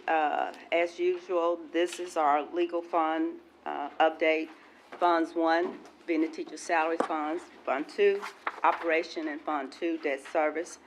Those are the funds that the State Department looks at to determine the school's fiscal stability, where we are and how we're spending our funds. Our beginning balance for this month was $4.3. The revenues for this month were $13.3. Our expenditures were $16.8. Our ending legal balance was $871,000. And we have a categorical funds within the Fund 2s, and those categorical funds are not included in your net legal. So what we have to do, we have to deduct whatever balances are in that categorical fund to give us a current net legal balance. And that current net legal balance this year is a negative $33,772. Now, I will say that one reason that if we compare that to last year our net legal balance was $4 million, but this year in October, we had 3 payrolls. So that's the difference. So just wanted to let you all know that don't get leery about the negatives. We do have a big tax check coming on Monday for about $40 million. go on down, as I said, the expenditures. So we have expended 31% of our budgeted expenditures. We have collected only 18% of our budgeted revenues. As you can see, our tax collections are up 11.3%, and our food service balance is 1.7. So those are our updates. Do you all have any questions? Questions for Ms. Rowlett about the financial report? Okay, we'll release you. Thank you. All right, our next item is construction updates with Mr. Johnson. Board, good evening. Before I get started, I want to first thank the building principal and leadership that are still here for their candor and respect for the classified staff. So guys, thank you very much. We've been working for a long time trying to improve classified salaries, so thank you guys for supporting us in that effort. So thank you. Let's get started as we will. First up is Mills High School. We're on target and on budget. No major changes, no major issues or concerns. The construction firm is moving along at a rapid pace to try to meet our August deadline of 2025 to have the complete school completed, the completed projects completed. So we're moving along fine there. Let's talk about College Station Elementary. In last report here to the board, we told you that the design work that was required by the insurance company for the damage to Building 1 for College Station was being reviewed by Curtis Ritchie's office with city planning for the city of Little Rock. They responded. They wanted the building sprinkler to have a sprinkler system in Building 1. So it got pushed back out to the mechanical engineers to redraw that for us. And as soon as we get approval from the city based on their recommendations, we'll continue to move that forward with the insurance department and then also with ADE as far as approval goes. It's at that time frame, I'm not sure at this particular point in time, but at that point in time, we would have met the requirements for the insurance department as far as being able to establish a price for the damages and what they would potentially owe us as far as damages to that building. And so we're working feverishly to get that taken care of. And as soon as we get any insight into that, I'll get that information back to the board. All right. Next order of business is Robinson High School. Update here is we visited with the legal team to talk about not being able to provide a GMP by December. And so what would be our alternatives for getting the contractual agreement in place to basically keep us in compliance with the Fed as far as expenditure or obligating the funds that were remaining. And so it was approved by them, Ms. Allgood and her team, that we could contract the job out to 19.5 for the high school and the $500,000 for the concession stand.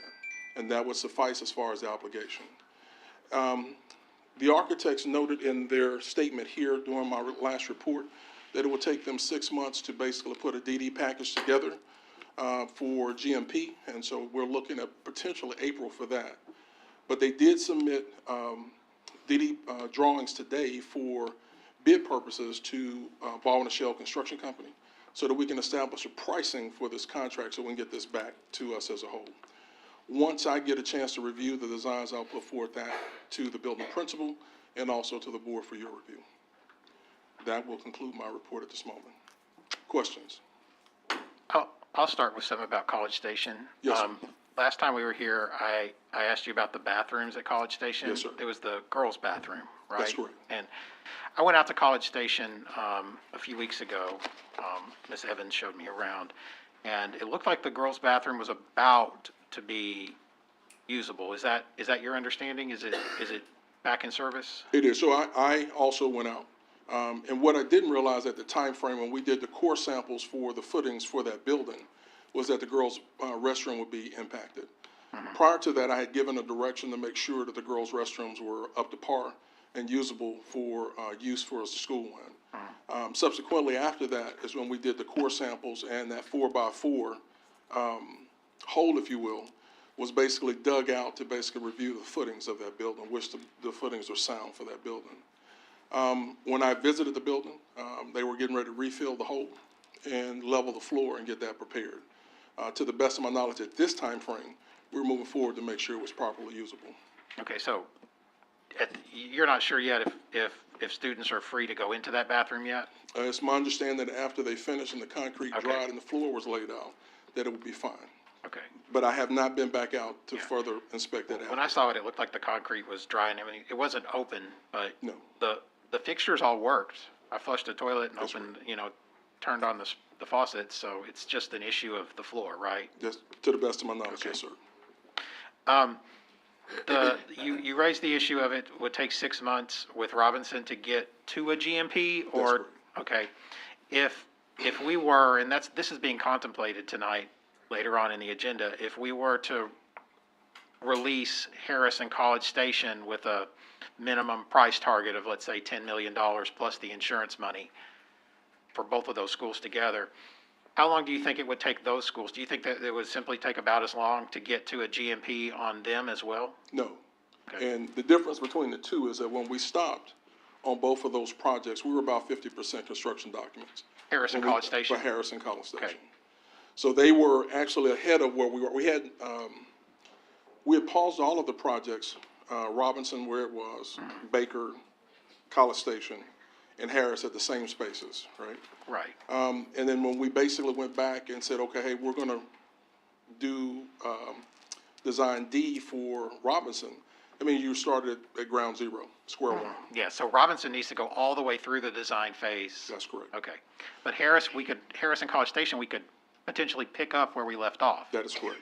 So it could come quicker if we release Harrison College Station to get back to a GMP because it's further along than Robinson was. That is correct. Now, as far as holding me to a date, I won't. No, do no, that. but, Yes. but it theoretically, in your mind, it should take less than 6 months if we released it to go back out, right? Because Robinson was at phase 0 and.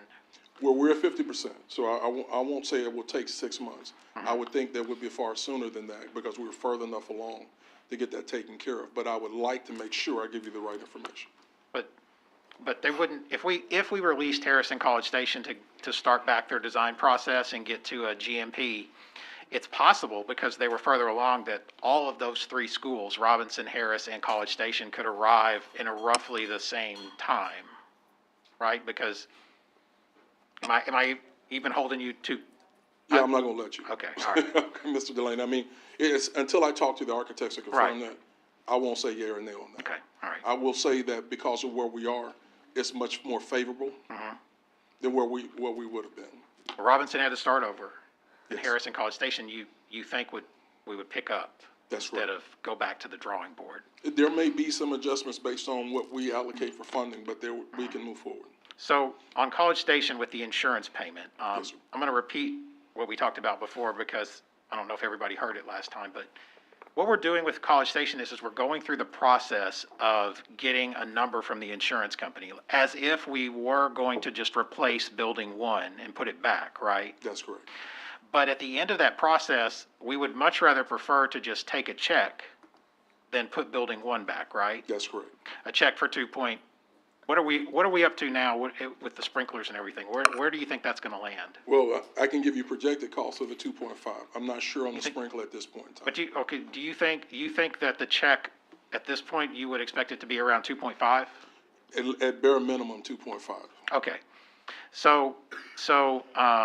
But we don't intend, that wouldn't be your preference to take the check and then go put Building 1 back, right? It would be to use that money combined with other money to improve College Station in a way that doesn't just restore Building 1, right? Well, that's correct. I mean, we were going to tear down Building 1 to begin with to give way to a new building for that campus that was more secure and bought into the warm, safe, and dry perspective of today. Okay.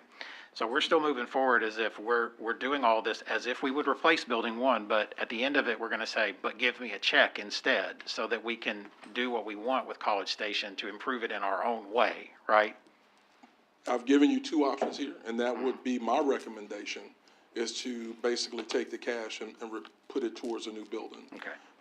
That would be a recommendation that I would bring before the board.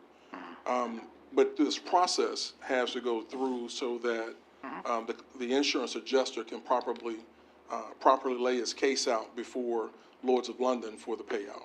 Okay, all right. Okay, I just have two quick questions, and these are easy. So building one really is the mold building, Yes. and we don't have any students in that right now. No, but no students are in that building. Okay, then that's a great reason to tear it down and move forward. I don't know that necessarily that's the greatest reason to tear it down. Yeah. Age of the building, Yeah. design of the building Yeah. does not accommodate current learning environments. And then I just want to verify on Robinson, we're really building bathrooms more than concession stand, is that right, at Robinson? It's bathrooms, that's correct. so when you were talking about the 6 months, did you mean the bathrooms, just to get to the bathroom bid, or the entire school bid?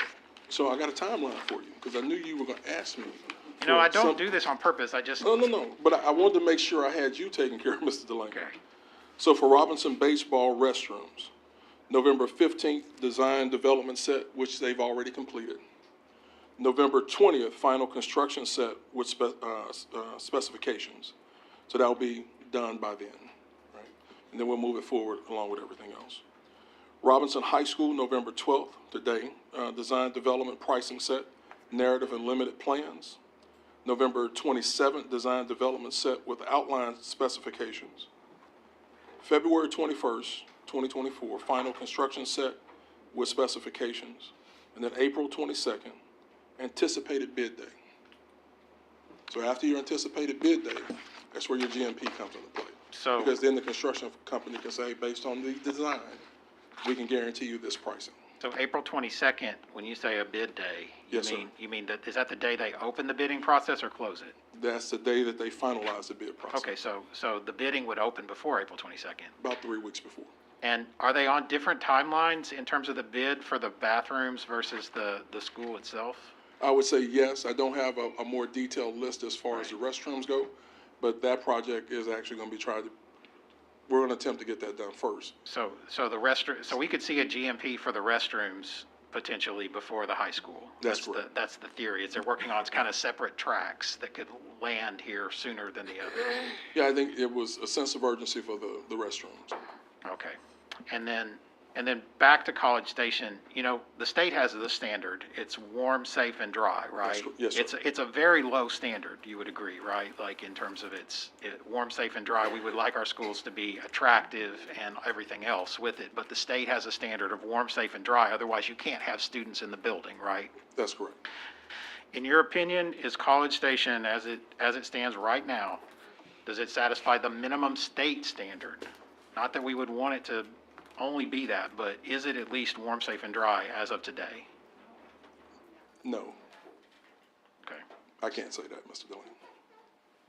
So why would we put students there? You said the school. The So school. It's not a The- part the- of the- well, the- it wasn't a part of the school. You said the school. Okay, I'm So sorry. building So one encompasses the school. is the place where we're keeping the children, and the children learn and For those aspects of it, yes. okay, all right. But building one is not warm, safe, and dry. I would agree. Absolutely I would not. agree with that. I've seen building one.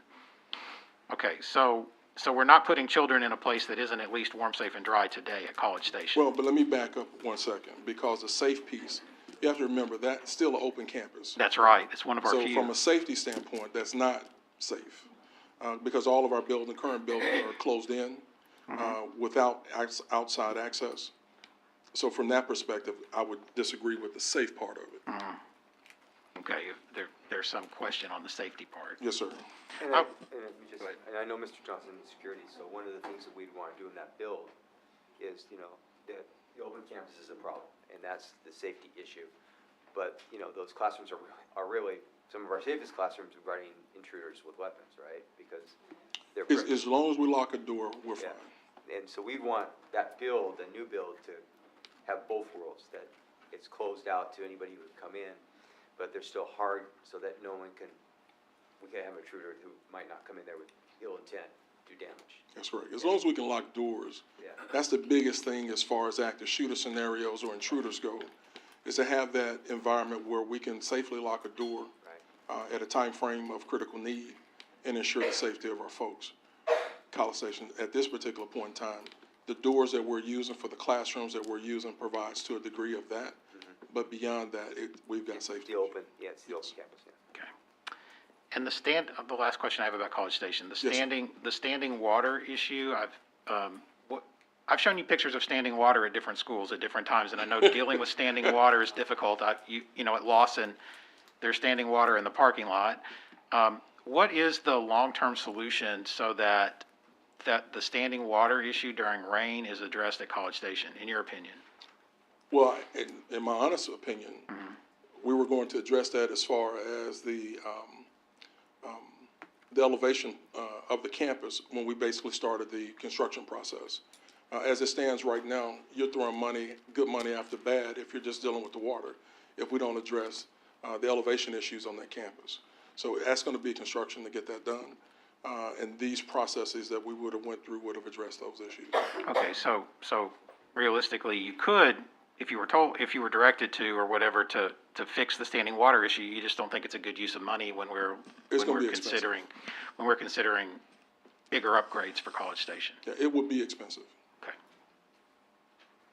To be correct, Mr. Johnson, on the, about the Sylvan Hills project, the Robinson project, we keep going around the bush about ground zero.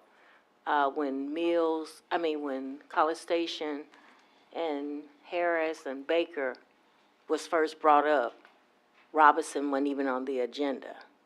So is that why we're at ground zero with Robinson? Well, I think Was it ever on the agenda when we first started talking about renovating College Station, Harris, and Baker? Yes, it was. Okay. So Robinson was a $35 million expansion. Okay. As far as the $80 million package went. Okay. Only when we were directed by the federal court to lock meals in at a higher amount did we run short of funding. Okay. And so based on that projection of completion of meals, that's where the $23 million price tag comes from. And I've never wavered from that. I've always said that when we got done with meals, there will be approximately $23 million left. And based on that $23 million, we had to make a decision. We started that process, I guess, last year in May, having conversations and meetings about that. We decided that actually this year, in August, to do something about that. But we've talked about it for a while, and that number has not changed, in my opinion. Yes, ma'am, Ms. Tate. Would you consider the Center of Innovation, where the ninth graders are at Robinson, a closed system? Not exactly. Their system is an open piece, but we now have a gate around that ninth grade building, if you will. College Station doesn't offer any of that. There's not a comparison there. Is the reason that we had to start over with Robinson, because Robinson was supposed to be like a much larger, there was a design for Robinson, but it just, didn't it end up being that it would have cost something like $50 million, I can't remember, to do that design after the inflation hit it? When we first got started, it was, I want to say 55. Yeah. And then we were able to get it down to 47. And I think in the last iteration, it was around 35, but that would have caused us to basically do away with the Performing Arts Center. And that's when we started coming up with different options that required us to start over, because we didn't have enough money to do really anything that resembled the original plan, right? Well, that was correct. But we sat on it for a while. Yeah. That put us in a hyper sense of urgency to get this done. But then there were other pathways also that I don't know that we properly explored, because I put forth a PowerPoint at one point in time to address it all. I don't know that it was received well at the time frame, but it would have been to a point to address our existing headaches with College Station, Harris Elementary, with the remaining funds that we had out of the 23, and put forth the millage plan. And I kind of alluded to that a little bit before we kind of got started with this, to be able to complete Robinson High School, a new ninth grade campus or a new middle school campus on the north side of the river, a new Baker Elementary, a new Sylvan Hills Elementary, new Cato Elementary, to get us up to speed to where we needed to be to address some of our growth issues that we were having, not only in West Little Rock, but also in the Sylvan Hills, Sherwood area. So that was a thought process and a plan that was put forth. But we had some challenges, perceived challenges with that, so it was walked away from. Yeah, I remember, and did you see the election results from the millage vote that we had? I did. Did you? It was like 42 to 57 against, and it wasn't even a change. So that I think may have been part of the concern is I think it would have required an increase, right? It would have, but here's what I think, and this is just my opinion.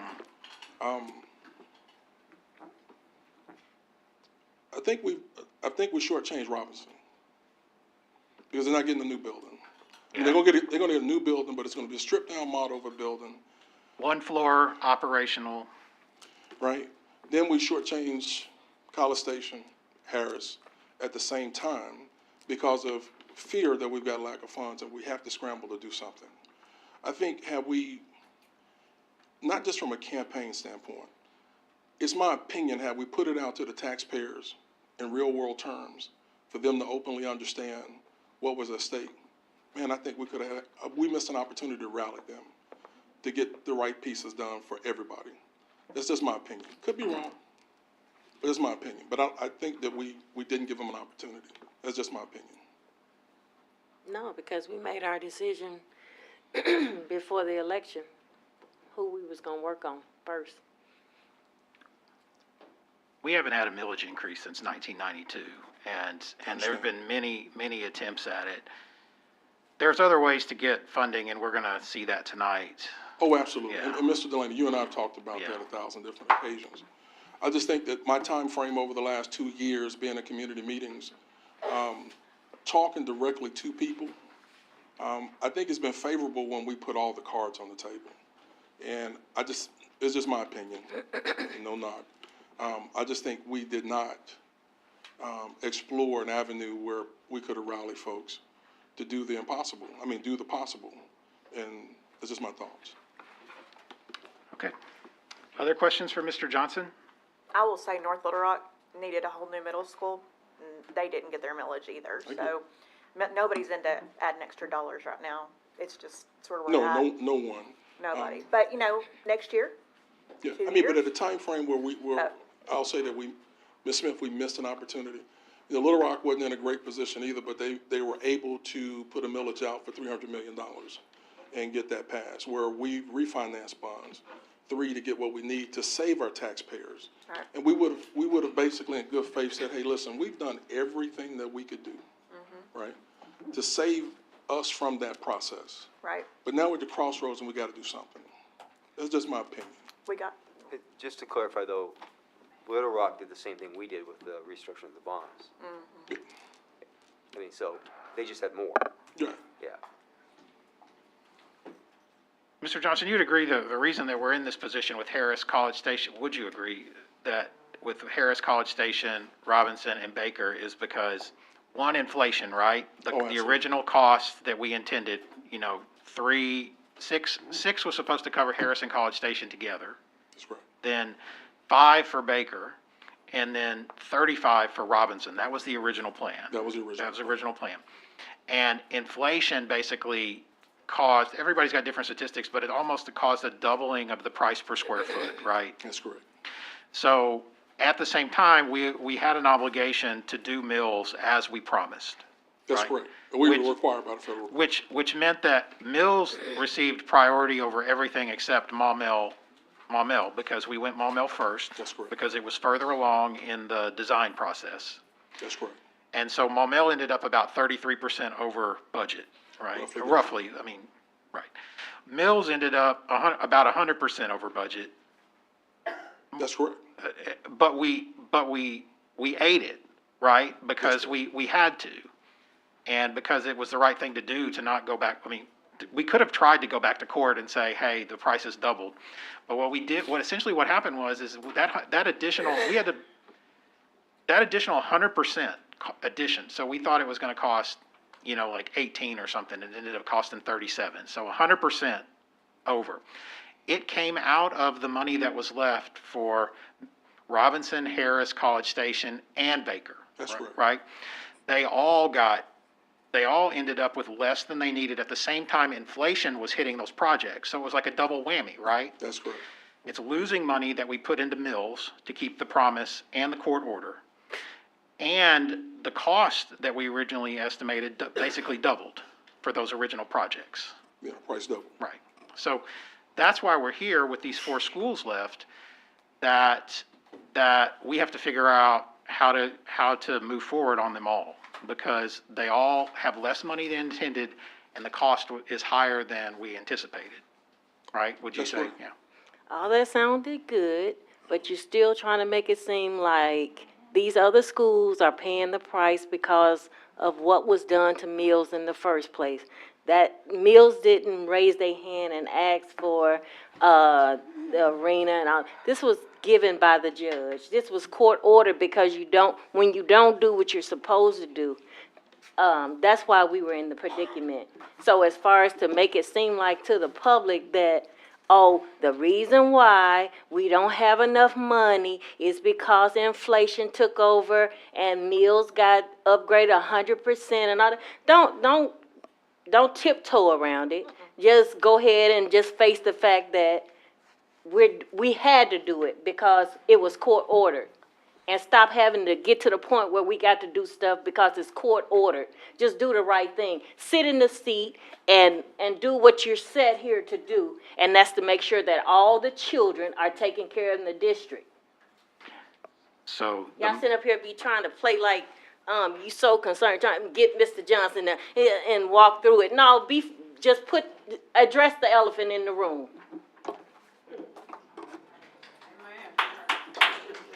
Well, the elephant in the room is, regardless of the reason, it ended up costing twice as much, which there's just. But so much College money Station going and around. Baker and Harris is not gonna pay the price because the board didn't do what they were supposed to do in the first place. That's no reason to say, oh, Mills Feeder is getting all the money because they getting this, they getting that. No, that's court order because you didn't do right in the first place. So stop acting like, oh, they getting what y'all should have got. No, that's no reason to make those children suffer because you didn't do what you were supposed to do in Where the are we first gonna get place. the money? I mean, that's the bottom line. The money is not there right now. We can't pay for something with nothing. Girl, you ain't even making no sense to me right now. So, Hush. okay, so we're gonna find out where we're gonna get some money in just a second if I'll quit badgering Mr. Johnson. It was, whatever the case was, we thought Mills was gonna cost 19, it cost 38, but also we thought Maumelle was gonna cost less and it cost more too. That's correct. So it wasn't just Mills, I'm not even gonna argue about what other people think I was saying, I know what I was saying. Both of those projects cost more which reduced the amount of money available for the rest of them. Well, yeah, I mean, if you go back and look at it, Maumelle, we had a contingency in place, The for bus Maumelle pound? was to basically sacrifice the new bus. Yeah, pound. right, All right. So that took care of that $4 million to level off Maumelle as a whole. So the rest we thought we could actually, save and come through, but the pricing just saved us a lot. Okay, all right. Any other questions for Mr. Johnson? Mr. Johnson, Yes, ma'am. what's going on with the middle school roof? It's leaking. Oh, yeah, Ms. Smith, you and we've had this a conversation. million times. No insurance claim, it's too old. I know. We can attempt. Same story, need a new building. Yeah, but it's got some issues. Yep, College Station leaking too. They all leak. Sylvan Hills Elementary, you can't walk in there either. It's covered up by a lake all the way around.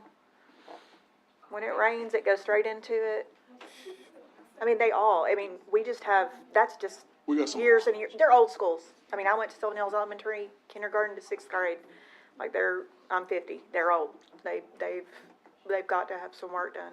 Well, and that's why I made the statement earlier. I mean, we're projecting growth in the west, we're projecting growth in the north.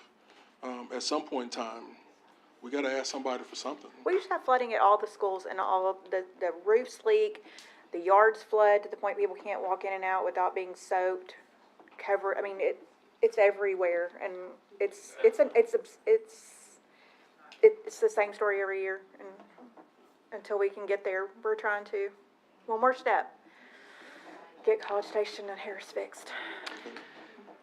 Okay, we've got a person here who's gonna tell us where we can get some money. I need some money. And so I'm gonna release you, Mr. Johnson, And, Are we allowed to ask him a question? no, not from the audience, no, not at this time.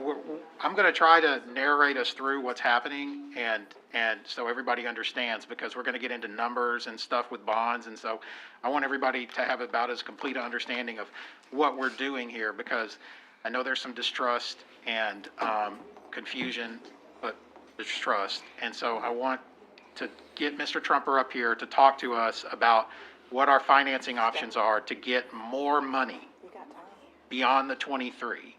So with that, I'm gonna bring him up and let him show us a proposal to get more money. You're like, no, this is good stuff. Okay. Do you need a drink? That fridge back there, you can go get a drink out of that fridge. Or, no, that cooler, a little, cooler on the counter. Go get your drink. Mr. Laney, Dr. McNulty, nice to be with you all tonight. Board, great to see you all. The memo is on your all's screens, is that correct? Yes. We have it on our agenda. Okay, you've got it on your agenda. So, I've been having many conversations with administration, with Dr. McNulty, about different ways that the district can raise funds, the issuance of what we call second lien bonds. This district has issued second lien bonds in the past, and the second lien bond issue is an issue where you're borrowing money and the payment is coming out of what we call your coverage or your surplus debt service revenue. So it is not dealing with the revenue increase. The only way the revenue is increasing is by the growth in your assessed values on your real personal and utility property from one year to the next. And so in the memo that you have, we show you that your 2023 assessed value was $3,778,838,225.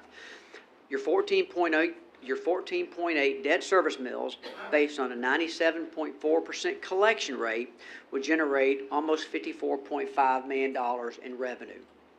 Your largest debt service payment, which is in the year 2030 right now, is $17,439,825. And the reason I use your largest debt service payment is because that tells you that every other year your debt service payment is a little bit lower, and therefore your surplus or your coverage revenues are a little bit more. But based on the largest payment, your estimated coverage revenue would be $37,032,884,000. So when you issue second lien bonds, whatever your payment is comes out of that amount of money. So we have worked with the 4 counties that Pulaski County is located in. We have a preliminary assessment growth for 2024 of $3,959,812,236, which that represents about a 4.79% increase. We won't typically get that finalized till about the first quarter of next year, but that includes your real property, personal property, utility property. The personal property is kind of a little bit of a moving target because the assessment deadline is 5/31, but according to assessment coordination, what a lot of folks do is they won't assess their property till their vehicles need to have their car tags renewed. So we could get some growth anytime after May. So we could get some growth in November, we could get some more growth in December, so we get final numbers the first quarter of next year.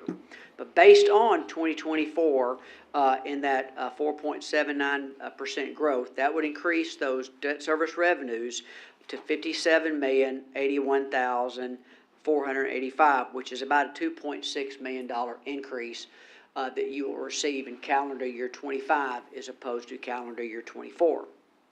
So what we looked at is we said, okay, well, what would payment look like if we raised $5 million for projects, $10 million for projects, $12 million for projects, or $15 million for projects? Jack. Yes, sir. Now you're getting to the part where you're explaining to us we have 4 options to get different amounts of money to help our projects. That is correct. Okay, so everything else before is leading to this. That is correct. And now you're telling us about our options to get more money. That's correct.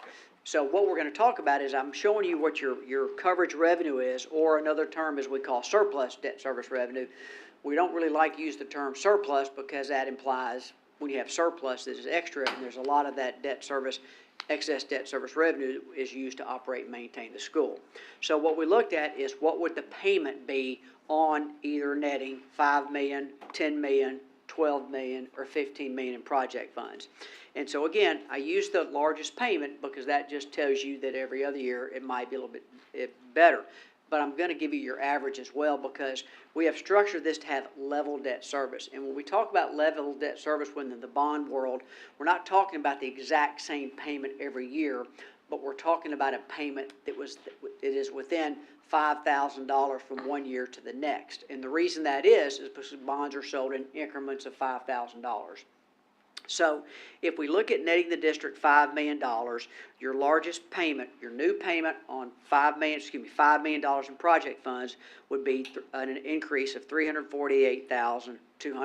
So that's what your largest new payment would be out until the year 2048. Jack, that means essentially that 348, what you're saying is that the district has to find $348,000 every year till 2048. That's correct. And if it does that, if it says, hey, I can afford about $350,000 a year, we can get $5 million immediately. That is correct. To spend on facilities projects. That is correct. But then we pay $350 every year until 2048. That is correct. Okay. And if you take it a step further and do the average was about $346. Okay. So the average payment, so about $2,000 difference. So you see that, but that is absolutely correct. So that's for $5 million in project funds. So then we said, okay, what about $10 million in project funds? Well, of course, it's going to be just about double. So $10 million in project funds, your new payment would be, maximum payment would be about $691,600, with the average payment being about $689,120. So as your analogy, the district would have to determine from now until 2048, can we afford an additional payment of approximately $690,000? It's like a subscription, right? It keeps coming back and charging every year. That's correct. Okay. That's correct. You make interest payments twice a year, every February and August, and principal payments every February. So then we looked at $12 million. And our interest rate assumptions, by the way, we're using a 4.2% true interest cost, which I believe is in current market today. You know, the Fed has cut interest rates 0.5% and then 0.25%. However, we've had a little movement in interest rates upward because of the concern of the national deficit. But we've got a lot of things that can happen over the months because they're talking about more rate cuts next year. So we'll just have to keep you all informed and monitor. But I think 4.2 is an okay rate as of today. And again, as I said, we used a 97.4% collection rate. And that is your 5-year average. So if we looked at $12 million netting the district and project funds would increase your annual payment, your largest payment, to $828,800, or an average payment of about $826,600. Again, that's a new house payment every year coming out of that excess debt service revenue. Now, none of this takes into consideration that historically your all's assessed value does increase each year. Our next reappraisal year for Pulaski County, I believe, is in 2026. But there has been growth every year from your assessed value. So those revenues have increased from one year to the next. So again, a new payment of approximately $828,000, $829,000. Then most recently we looked at, okay, what would it take to net the district $15 million in project funds? And that would increase your debt service payment by approximately $1,035,000, or the largest payment is $1,034,800, or on average about $1,032,500. So again, it's like you're borrowing additional funds, so you've got an additional payment. You don't have any issues really to restructure because your interest rates are so good, and you did the last restructuring back in 2001, and so our payments can go out 23 years to 2048. That's the longest we can go out without doing a millage extension by going to the voters. So, again, what we're looking at is $5 million in project funds, $10 million, $12 million, and $15 million, and then what is going to be my additional payment. And that's why I think it's important to point out the growth in assessed values. So each year, as that assessment continues to grow, your debt service bills will grow as well. Now, of course, your expenses will grow as well, your operating expenses, so it just becomes a matter of what is affordable to the district. That's right, and that's why you need somebody that understands the district's finances to be able to look at these different amounts and determine if it's actually affordable, because if you go into debt and can't afford to make the payment, it's a bad situation. Correct. So that's why, school boards usually depend on their administrations to make these recommendations about what's affordable and not, because you could bring us a $200 million proposal, right? Sure. And tell us, I can go to the bond market and get you $200 million, you can fix all your schools. The payment on that would be so high, it would probably put the district in fiscal distress, which is why you generally don't you need somebody who understands your finances really well to tell you what's affordable. Correct. Okay. Dr. Tate? So if I'm understanding what you have here correctly, assuming a 97.4 getting of the debt of the mills, and our assessment from 2023 to 2024, we should get at least $3 million more. About than what we 2.6 got. Yeah, in additional revenues.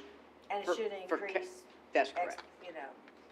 proportionally, yeah. Starting in 2020, starting to be received in January of 2025, or? Well, in 2025, typically speaking, mortgage companies, most folks that have a mortgage, they have their insurance and their taxes tied to their mortgage rate.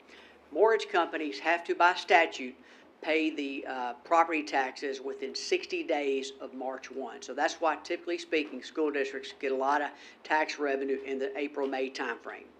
You'll get collections throughout the year depending on when people pay. And then, of course, you've got the October 15th deadline then when it has to be paid. So that's why we structure payments in February and August, because your February payments, you get the benefit of the tax collections that are being paid in October, and then August, you're getting the benefit from the tax collections that are being paid in the April-May timeframe. But in theory, you shouldn't receive the last dollar of that 2.6 until the December or whatever, right? To your More than last likely, payment. that is correct. Yeah, so That it's is not like the full 2.6 comes on January 1st. It starts trickling in over the course of an entire year. That is correct. When the tax bills go out after the first year, then depending upon what individuals do, they start paying their personal property taxes. Okay. But the two biggest checks come in, I believe, in the spring and in the fall.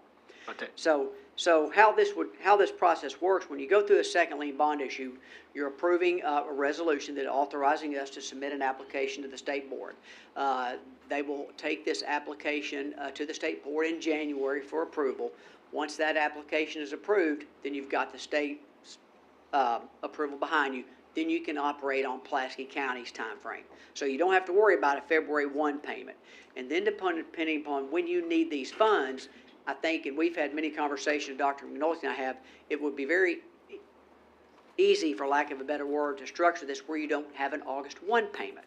So that the first payment on the new issue would be Feb 1 of 2026, which will give the district also a year to have the 2025 assessed values come in with the different 4 counties. And we'd have, we get into the August, September timeframe, we can get an idea, a good preliminary idea of what your 2025 assessment will look like. But if we do it that way, that means we wouldn't have the 15 until July or August, right? That is correct. Yeah. It could be anywhere within 8 months of that August 1 deadline that you could have the funds. So I would say definitely a good time frame would be, you get approved in January, April, May, June time frame, depending upon the needs, depending on market conditions and things of that nature. So to people that are listening to you, essentially, we're talking about 4 different options. Correct. And then it has to be approved by the state, so Correct. it doesn't come immediately. And then the district on top of that is considering waiting to sell the bonds until a bit later, a few months later. So the 15 might not show up for just a little bit, or any of these, whatever. Correct. But- Could be second, third quarter of Yeah. next year. Okay.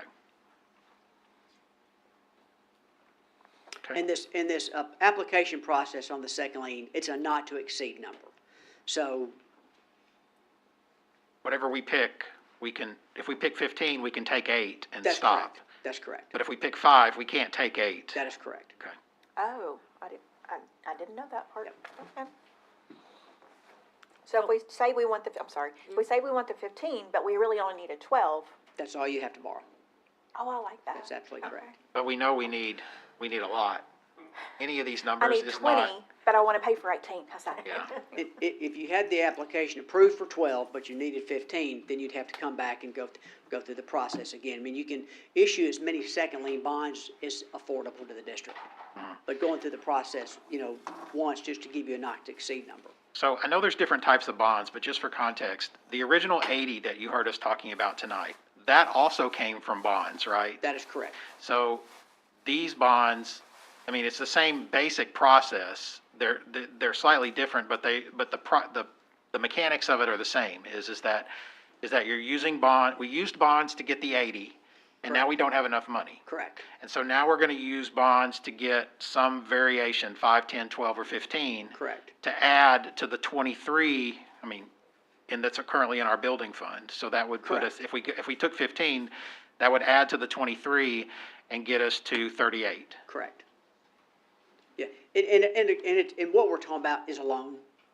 But in our world, they're called bonds, but yeah, you're borrowing money from the public markets by going out on what is called a competitive sale. So, the offering document is sent out to the investment banking world, and then those investment banks come in and bid on your bonds. Whoever bids you the lowest interest rate, that's who you have the right to either accept or reject. Is it a fixed interest rate? Yes, ma'am, it's a fixed rate. And this is normal, every school district does this, we're not doing something extraordinary in Pulaski County. Every district uses bonds to pay for their facilities, almost every one. Almost nobody sits and says, we're gonna save up first, and then, without borrowing money to pay. That's correct. This is, every district in the state does it this way. That's correct. And this is a very normal thing when a district doesn't have enough money. That's correct. As long as it can afford the bonds, it does this to support its facilities projects, right? That's absolutely correct. Okay. All right, so if we approve it, if we take a vote on it, right, and we pick a number tonight, then it just goes to state. They have to say, yes, PCSSD can afford it. And then we wait for a certain time frame to hit the right number to sell. When you're ready, when you need money, when you want to determine when you want to start making your first payment. So we know we're not going to worry about Feb 1. That's not going to happen because the state board doesn't approve it until January. So that's not a worry there. So then it becomes the August 1 payment. And so, like I said, if the district wants to avoid an August 1, which would be an interest-only payment, then we just need to sell the bonds and close the issue probably within 3 to 4 months of that August 1 date, or later, whenever the district needs the money. It becomes a timing issue at that point. Correct. Okay. So when we're approved and we have all this in play, I'm going futuristic here, then when can we begin said project programming and then have to receive the funds? Do we have to have them when we set our plans in action? Like, So, I mean, we have to have it in hand to be able to, the reality is we still have bond money from the 80 million that wouldn't stop us from going forward with all three. It would just be that we were trying to look for a really good interest rate, because we know they're gonna go down. And then, as we move forward in these projects, when we get to the point where we make sure we can finish the project, Right. then we would do the bond. that's exactly what I was looking for. And that would be, again, favorable, because we know, again, interest rates are gonna go down, so if we wait a little bit, and then we push off our first payment until February, so you're gonna see the first project's getting the 80 million first. And then, when that kicks in, we'll still have the guarantee of finishing up the rest of the projects, because we'll have that 15 million in hand. Dr. Awesome. McNulty, do you have a recommendation? I do, 15 million, and being cautious about when, I mean, the lower interest rate, the better, but then we start the projects now, because we do have money, it's there. And then, again, once it's time to fill it in, to close them out, then we do that. And it takes a long time to get all the design and all the approvals anyway. Well, we know that because we had to kind of restart on Robinson when we had 55 million, that wasn't just doable. Yeah. But we know that we have College Station and Harris in a better place. So, as Mr. Johnson said, that's probably going to be the first go, but we have the money to do it. Once we start having issues with making sure we have all the cash in front of us, then we access those bonds. Probably have a February 1st payment. And the benefit of that too is you're gonna get another year of assessed value increase. Then the further benefit is in 26, where the entire county's gonna be reassessed. And in the history, that's done real well for us. It always goes up, yeah. So it goes up, so we have more money to cover our debt. So Dr. McNulty, so if we go for the 15, so we do that with what we already have left, that'll give Mr. Johnson enough money to do College Station, Harris, and then the other stuff. And to start, yeah. Yeah. Yeah. Can get going. It won't cover everything, but College but Station and College Harris, that's my kids, College Station Yes. and Harris. Yep. have we talked this over with our, we looked at the people that pay our bills in the district, Ms. Rowlett, have y'all, who came up with this bright idea to get, Mr. Trumper here? Well, I did. I wanted Okay. Mr. Trumper here. I thought it was a very great idea, but we can reflect later. Okay. No, I just wanna know, is everybody in I think as this- far as the payment and Ms. Rowlett? I think Who Ms. pays Rowlett's the bill? concerned, and she can come up and speak, I think she would prefer it later on. And there's actually a proposal for waiting for 26 if it took some more time to construction, because that would again give us more assessed value to deal with these costs. Because it's not a bond, it's a loan, like a mortgage. The hell do you do with that one, Ms. Rowlett? Ms. Rowlett, would you please Yeah. come up? Thank you. Cause I don't want us to go into another fairy tale. There's no fairy tale. Yes, I saw the proposal once I got the board packet. I did see it. And, I'll just be frank, I have not had a chance to, and I've had a conversation with Dr. McNulty, prior to seeing the whole layout. But I would prefer it later. I just want the board to understand that that is, if we go with the 15, and I think you said the payment would be 1.3, that's extra money, and we could do it, but, don't expect to have a healthy legal fund balance, because, I'm just speaking frank and honestly, because yes, we will get assessed value. However, as he said, you gotta remember your increase in expenditures, if you vote on the raise, and then we still have to, and I think I've said this to Dr. McNulty, we've had some conversations, we still have to remember that at the end of the 22-23 school year, after we lost all that COVID money, the ESSER money, we had to push a lot of those expenditures back into our budget. So you remember that year in 23-24, we projected to, we had a $12 million fund balance, which prior to that, we were doing 16 million, 17. So yes, if we do that, we have to really look at our expenditures and see where we can possibly make some cuts, or just be very prudent about how we spend our funds. So, yes, I have not done a full analysis on it because I just got the numbers, but I will certainly do that, and but that's my opinion. Any other questions? Thank you. And the good news, Ms. Rowlett, we did get to 15.5. Yes, for, We had it signed 12.5, but then we got to 15.5. yeah, and as we said, we got to 15.5 because we were able to move some expenditures from operating into the box. Oh, I'm sorry. There's no I'm box. so sorry. Oh, Yes, okay. sir, we Okay. did. It's a we new did. carpet, sorry, we get a box back in. I'm so sorry. Yes, we were able to do that, and I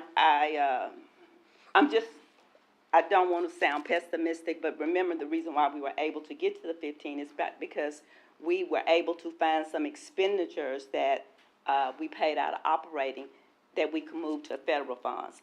And that's something I do not always budget. Now, we have been able to do this last year. This past year was about 2 million, but the year before, I think it was 1 million. And there are several factors, as I said previously, and we can't budget that because number one, you got to have expenditures that are allowable in a Fund 6, and there also has to be some money in that Fund 6 to move those expenditures to. So it's just a lot of variables in that. So yes, we did end at the 15, but had it not been for us looking at that and analyzing it and said, okay, we're over here on our MOE. Let's get with the federal person and say, can we move are these some allowable expenditures? And so we were able to do that. Any other questions? So I just, and I know the district needs it, and I'm for getting the schools, but we just have to, take a deep dive, as Dr. McNulty says, and look at all our expenditures. And we want to give raises and all that, but if we do that, we can't expect to say, okay, we're gonna have a 16 million in the legal fund balance, because every year you're giving a step increase to your employees. So, and we have to, and we need to do right by our classified staff, so all of that's a contributing factor. And still, those expenditures that went back into that was $11 million almost. We did cut out some of that, you know, when we closed down the DBA. So just some, because you did a great job. Okay. The later we access the loans, it's better for us for 24, 25. Yes. And potentially 25, 26. Yes. It's just as long as we can make those commitments with this Yes. loan, that's the key. And I think also what Dr. McNulty and I talked about, yes, we do have excess debt service funds. However, you know, it costs us, and anybody in the public can go look at this, it's called My School Info. It costs us, right now, we'll get about over $8,000 per student if we collect 97.4% of our first 25 meals. So right now, the last time I looked at the website, it costs us about $14,000 per child. So, and that's just out of our operating budget. So we're operating in the deficit as it relates to our per pupil expenditure. So I just think we need to consider all those factors when we're looking at that and just really, really analyze our expenditures. And but that is offset by our assessed value. Yes, it is offset. It's really, yes, offset by the excess debt service meals, I would say. Any other? It should be offset if we don't like double spend it, right? Like Yes, if, like yes. for example, because the same $1 million, let's say we're talking about the 15 million, it's $1 million new payment every year, right? And we just saw a the classified proposal that it's 500,000 for a half a year, but it's $1 million too. These are the same, that's Yes, new payments, right? Like exactly. new costs. And as I said, we still are trying to recover from all those ESSER expenditures. Just like this year, this year we did as our budget, and it was a little bit more, but in 24, 25, yes, we did have an increase in assessed value, and I think our tax collection were about 9 million more, 8 million more, but still we're still operating in a deficit if you push 11 million back into your budget. So, yeah. But you understand, I mean, is it your understanding from listening tonight that whatever, if we pick one of these options, the cost, it's 300,000, 600,000, 800,000, $1 million, that payment would be in the 25, 26 budget, right? And so you would have a time to budget and then say. And to look at it, yes, and like I said to Dr. McNulty when we talked about it briefly yesterday, we talked about cutting expenditures so we can do more raises but we really need to look at, yes. But, right, and so it really comes down to, we're getting new money, but we're also making new expenditures, and like with raises and things like that, if we choose to do those, we've got this is a new expenditure too. Then there's the normal cost increases that are associated with step increases, inflation costs, Yes, things like that. And I think every year for the past 4 years, we have had an increase in teacher retirement. Is that right, Ms. Bryant? Teacher retirement has gone from like 12 to 14% that we have to match, or is it at 15? It's at 15%, so those are the sort of things, yeah. And also, y'all tell me to stop school finance, it's like my favorite thing. Also, you gotta remember that, with the LEARNS Act, that cost us about 1.6 million too, so that was so those are sort of things, you have to look at all those variables. And that was unanticipated from last year's budget. Sir? That was unanticipated from last year's budget. Yes, sir. So we would have done better had it not been that. Yes, so all of those things, so it's just so many variables you need to look at, so I just want the board to be aware that, yes, we can afford it, but when I come and present my budget in 25, 26, if it's 10 million, legal fund balance. But, and I just want to say, we, sometimes there's a big focus on if you drop, you're going to come in fiscal distress. As you all know, that was my background. I worked for the state and did that sort of thing. It has not changed. I have not seen a commissioner memo, but if you don't have 3 years drop, or you don't have a drastic drop, or you can explain that drop, they won't put you in fiscal distress. So I just think we don't need to be fearful of that. I have said to Dr. McNulty before, if we end in 8 million and we've done what we've supposed to do for the children, we're good.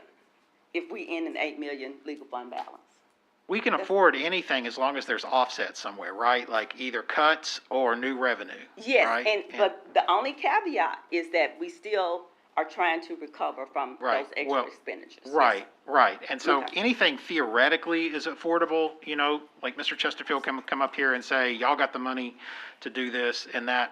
We could do anything we want as long as we're willing to make cuts or find new money, right? Find new money or be willing to be okay with a small. Oh, that's the third, right? Yes. But then your deficit spending. Yes, yes. But we kind of sort are now, but. But I mean, but if your legal fund balance goes down, that generally indicates that you're deficit spending, right? Well, yes, yes. Mm-hmm. So anything, school districts can usually do anything, just like somebody can like buy a new car, or they can have a house, but they may not be able to do both, you know, like, so it really comes down to what are your priorities and where do you want to put the money? Mm-hmm. Okay. And one other thing too, on this process, on the application process, if for any reason something happened, even if you got approved, you do not have to do this. You just can't do it without the state's approval. Yeah. So you still have plenty of time to. Yeah. But then if we change our mind, we're back where we started with $23 million for not enough Correct. projects. Correct. So all we're looking at tonight is just the school board and administration with tough choices, right? Like, you know, hard decisions to make based on existing resources that we don't have enough of. Correct. Mr. Jack, if we take 10 of the 15 million, but we turn around and we do need the other 5, is that on the table, or do we have to take it all at the same time? You'd have to come back and start all over with another second lien application. Okay. So, because. I yeah, can return the difference, yeah. It's all I just didn't know if you- it's all how the debt is structured. Since it's second lien, it doesn't have a voted mills pledge to it, so it would not be considered what we call parity debt. And so you would just have to come back and do another second lien bond application for 5 million. So all we're doing tonight is starting the process. We don't Correct. have, it doesn't commit us to anything, right? Correct. But the intent is to try to get this money to support the 23 we already have, to support the schools that we have the promises for. Correct. And so that brings me to, you know, we've heard from you, we've somewhat heard from Dr. McNulty, but Dr. McNulty, what is your recommendation that we do here I'll for this? say it a second time, 15 million. Okay, so Dr. McNulty is recommending that we take the $15 million option. Okay. Anyone have any questions for Dr. McNulty? And it's affordable, right, Dr. McNulty, based on your Well, understanding? Again, I like the fact that, you know, we dive into the bonds to handle the 3 projects, and they're gonna come in a different area, but then we have 15 million to make sure that we complete those projects. And if we wait, even May, that doesn't mean our first payment is till 26, and we have the 25 assessed value, then we know it's coming. So it's another year of increased growth in our assessed value, which will help the payments. I have a question. How confident are we that 15 million will be all that we need to complete these projects? These projects are going to be more specific. Harris, College Station, and Baker are the 3 that we would, No. or just Harris and College Station? Just Harrison College Station. Harris with College Station and Robinson. the first phase of Robinson, Okay, because So- Robinson's being broken up into 2 parts. okay. So how confident are we that 15 million will get us where we need to be? Because what my concern is that our last 2 projects have been considerably over budget. The Maumelle project at like 33% over budget, and then Mills. While I understand that Mills was an extenuating circumstance, we just can't have all of our projects going somewhere between 33 and 100% over budget. So I just want to make sure that if we get this money, we're going to be able to give the people what we're telling them we're going to be able to give them. We're not going to have to significantly scale back or leave things out that we promised. We have to get the GMPs, and we can't do any of that unless we approve this and approve the, letting them get the GMPs, and then we'll know more information. But we think that 15 million will be sufficient, probably, right? Just like we thought 80 would, but yes, but, you know, it's. I know, But, you know, the next resolution is accounting for some inflation. Okay. That is real world inflation right now. Because, And then, I'm sorry, it's not a maximum payment, it's a minimum, and I think that's important too. well, right, so we've heard tonight, the original promise, of course, was 6 million for Harrison College Station together, which, you know, you could say is 3 and 3, but this would do more than, we've already been told that 3 and 3 is not enough for Harrison College Station, right, Mr. Johnson? He put his thumb up, he agrees that 3 and 3 is not enough to do Harrison College Station due to the inflation.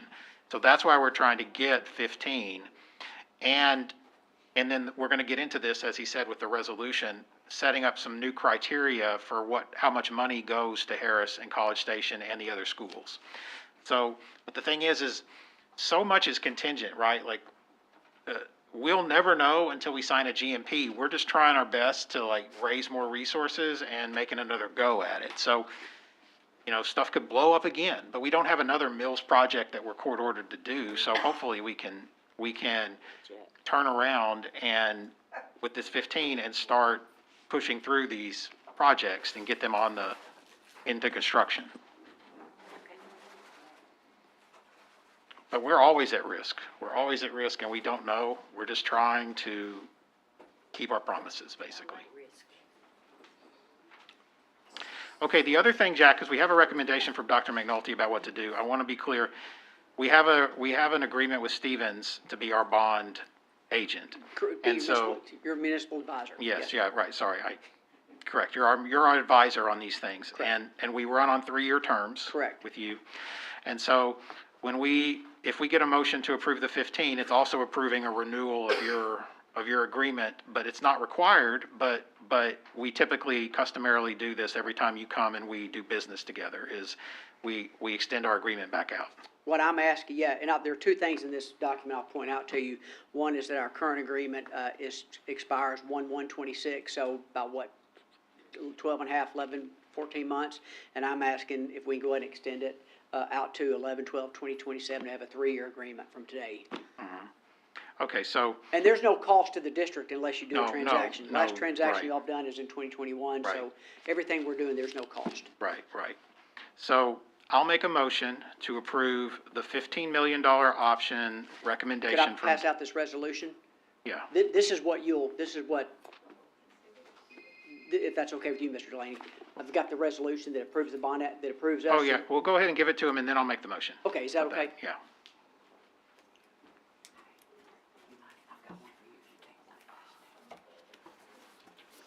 Yeah, it's just kind of, it's exactly what you were doing, but it's the one that I'll have signed by the President and Secretary. Okay, yeah.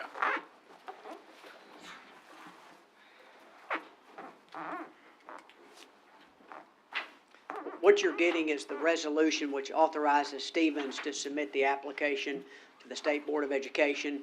It also retains, of course, us as municipal advisor, and it retains Michelle Allgood with Wright, Lindsay, and Jennings as your bond attorney. And it's a bond issue size of $15,370,000. It's guaranteed to net the district at least a minimum of $15 million. My guess is you'll probably get slightly more than that, depending on how the bids come in. But I'd like to point out two things. One, all these pages are numbered. If you would turn to page 11 of the document, that's what we call the Schedule A. And that lists how the application reads, which it's for the purpose of erecting and equipping new school facilities and make additions and improvements to existing facilities, including the purchase and installation of security technology, and paying cost of issuance and underwriter's discount allowance. And then we have just standard language in there that says if there are any remaining funds, they can be used for other capital projects or equipment purchases. And then you can see the term of the agreement is November 12, 2027. And then if you would turn to page of the same MA agreement, page 14, it's the Schedule B. I just want to point out Stevens' fee is 0.273%, which is basically $2.73 per thousand. What you do is you give us access to the bond market so that we can raise this money. That's the value you provide to the district, and that's why we retain Stevens, because we can't go to the bond market ourselves. We'll go to the bond market, we'll structure the deal, we'll make sure all the paperwork's properly completed. We'll make sure that they're tax exempt. We'll make sure that the investing public gets access so you can get as many bids as you can. And the interest rate you have listed on here is just an estimate? It's just a swag, as they say, yes. Okay, so now that you have it, I'll make a motion to approve the $15 million option and the extension of the municipal advisor agreement. I second it. Okay, I've made the motion to approve the $15 million option. Dr. Tate has seconded. Further discussion or questions? Yeah, I got a question. How you knew how did you already know we were gonna go for the 15 million? Well, we came in with that amount, and then if you change your mind, we were just gonna mark it out, and I don't have the amount on the signature pages, so I was gonna mark it out, either go with the 15, 12, the 10, or 5, and then just leave the signature pages with administration, and then bring the corrected pages. But it was easier to go down than it is up. Okay. It was either that or preparing 4 of these, and It has all our names that's here tonight. How'd you know that? I was told that Eli wasn't gonna be here tonight. Oh, okay. Yeah, if you'll notice, the 3rd page, there's a notice of intent to issue second lien bonds. It goes into the newspaper. That's what I have to publish. Okay.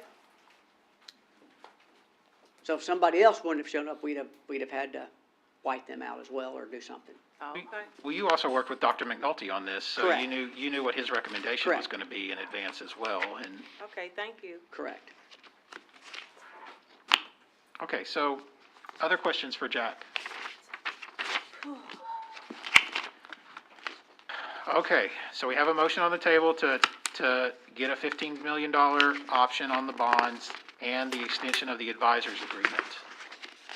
Without any other questions, I will put it to a vote. All in favor of approving the $15 million option and advisor agreement extension, say aye. Aye. Opposed?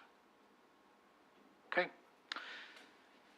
Thank you, Jack. Can I take just a second, get Yeah, these signatures? yeah, you, And while I'm getting these signatures real quick, if I wanna, what Jessica said, Mr. Thomas, it has been a pleasure and an honor working with you. However, we're not done yet, 'cause Yeah. you're still on the city council. Yeah, thank you, sir. one second, guys, we gotta sign these papers. Okay. Okay, all right. Okay, secretary has more to sign, right? $15 million, like, you thought $700 bill went fast. Okay. We're just hoping that's enough. Okay.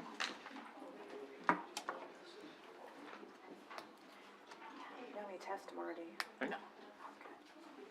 I don't even have to do this, because I'm doing the other question. Okay, all right, thank you. Thank you, sir. I can go to school whenever I want to.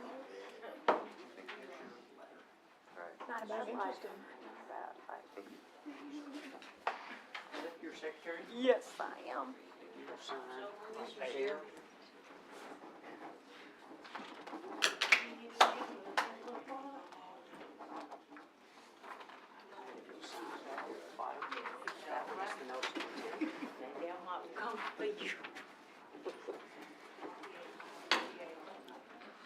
Delaney's is almost as pretty as mine.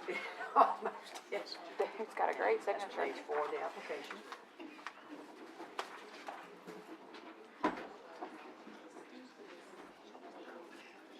Yes, sir. One more.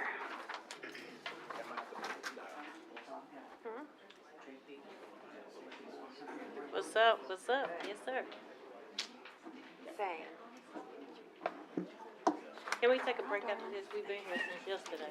Hey, I just, I'm about to pull the Eli. 3 hours later, can we be? Okay, thank you. Start bringing a, start Let's- wearing my PJs and bringing. Let's take a short break, and then we'll get into the resolution.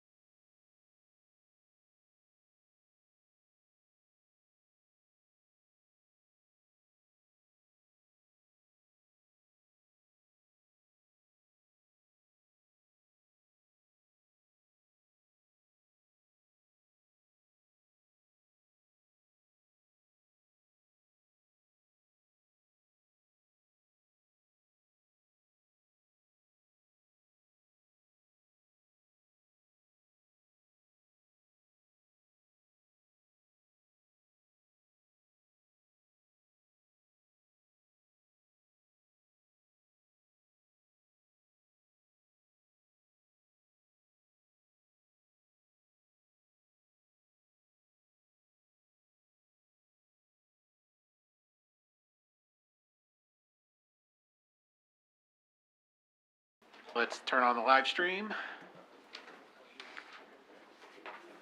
Okay, we're back out of our break.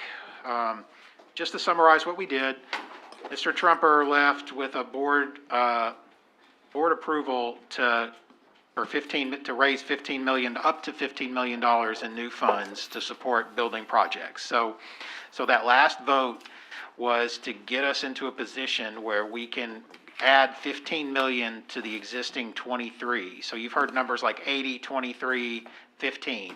The 80 was the original amount of money we started with. It came down to 23 after Mills and Maumelle were over budget. We've still got 4 schools left to do: Harris, College Station, Robinson, and Baker. And we only have 23 to do it. But what we just did was to set in motion a process that can bring us an additional 15 to go with that 23 to get us to 38. And so now we have on the agenda what's called a resolution, which more directly addresses the facilities projects and what's going to happen next. And I just want to go over sort of what it says before I turn it over for questions or statements. But so what the board has is the resolution, and it has a cover letter on top of it. And the cover letter is from the attorneys. It just explains generally what the purpose of a resolution is and why you would even have a resolution. And then it explains that it is legal for the board to pass this resolution if it wants to. It explains that the board is not required to pass this resolution if it doesn't agree with it. And then it also has a statement from our desegregation attorney that he believes that this resolution is consistent with our desegregation obligations. So that brings me to what we have is like the first page of the resolution, which discusses the whereases. Everything that starts with whereas is reciting basic facts that have already happened. So I'll just summarize. It discusses the facts about the original 2021 Building for the Future project. It explains that we had $80 million to fund the plan. It explains that Mills and Maumelle were over budget by 133% respectively. So Mills 100, Maumelle 33. It explains that inflation was the primary reason the 2 projects went over budget. So we budgeted these projects to cost, let's say, $200 a square foot, and they ended up costing $400 a square foot. I'm just throwing out numbers. Mr. Johnson knows the real numbers. But essentially, when we started it, we thought the price per square foot would be X, and then it ended up being doubly what it was. So that it states that that was the original reason for the inability to not have enough money to complete the other projects. It explains that the remaining funds, the 23, are at risk if we don't spend them in a timely manner. So we can't just sit on the 23 forever. Mr. Johnson kind of alluded to that in his time where they said they talked to attorneys, because we've had the $80 million for 3 years. And usually you start getting into trouble if you haven't spent the money in a timely manner. And so it just mentions that that's an issue as well for us to deal with. And then it also just discusses various facts about the schools, like the enrollment trends at Robinson, the weather damage at College Station. But the key fact here is, of all of this, from the first page, is that the overages at Maumelle and Mills, combined with the inflation costs, means that we don't have enough money left at this time to do all the schools like they were originally anticipated to be done. So that completes the whereas parts of the resolution. Then there are what are called the resolved parts, which basically is the part of the resolution where the board is either taking action or making a statement. I'll summarize the resolve clauses this way. The first resolve clause, or the first set of them, reaffirms, if this resolution passes, it will reaffirm that the board still intends to fund College Station, Harris, Robinson, and Baker. It's still the intent of the board to do that, if this passes. That the board is still prioritizing Mills High School for completion as ordered by the federal judge, because that project is not yet complete. So we want to be clear that this will have no impact on Mills. We are still treating it with the highest priority. It lays out a list of how we will proceed to try to keep that promise. So we heard this number thrown around about 33% and 100% over budget. Maumelle was 33% over budget. So Maumelle was given basically an overage rate of 33%. So this resolution states that Baker, College Station, Harris, and Robinson will also receive the original a 33% overage on their original budgets as well. So they get entitled to the same budget increase that Maumelle received, which was 33%. That's what this resolution says. And it assumes that we're going to get $15 million in new money, which you just saw we approved before. So it assumes that that money will come.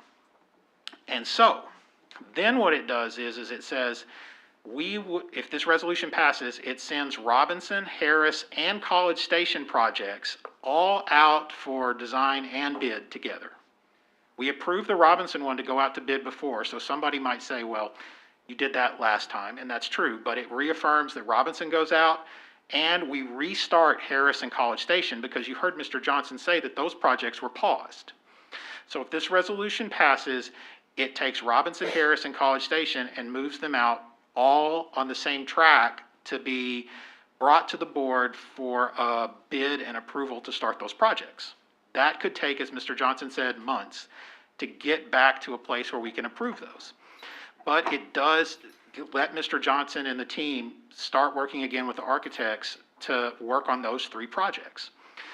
It pauses or puts on hold Baker and the second part of Robinson, because what we approved with Robinson was only half of what would be considered keeping the promise for Robinson. Robinson has a phase 2 that wasn't even done.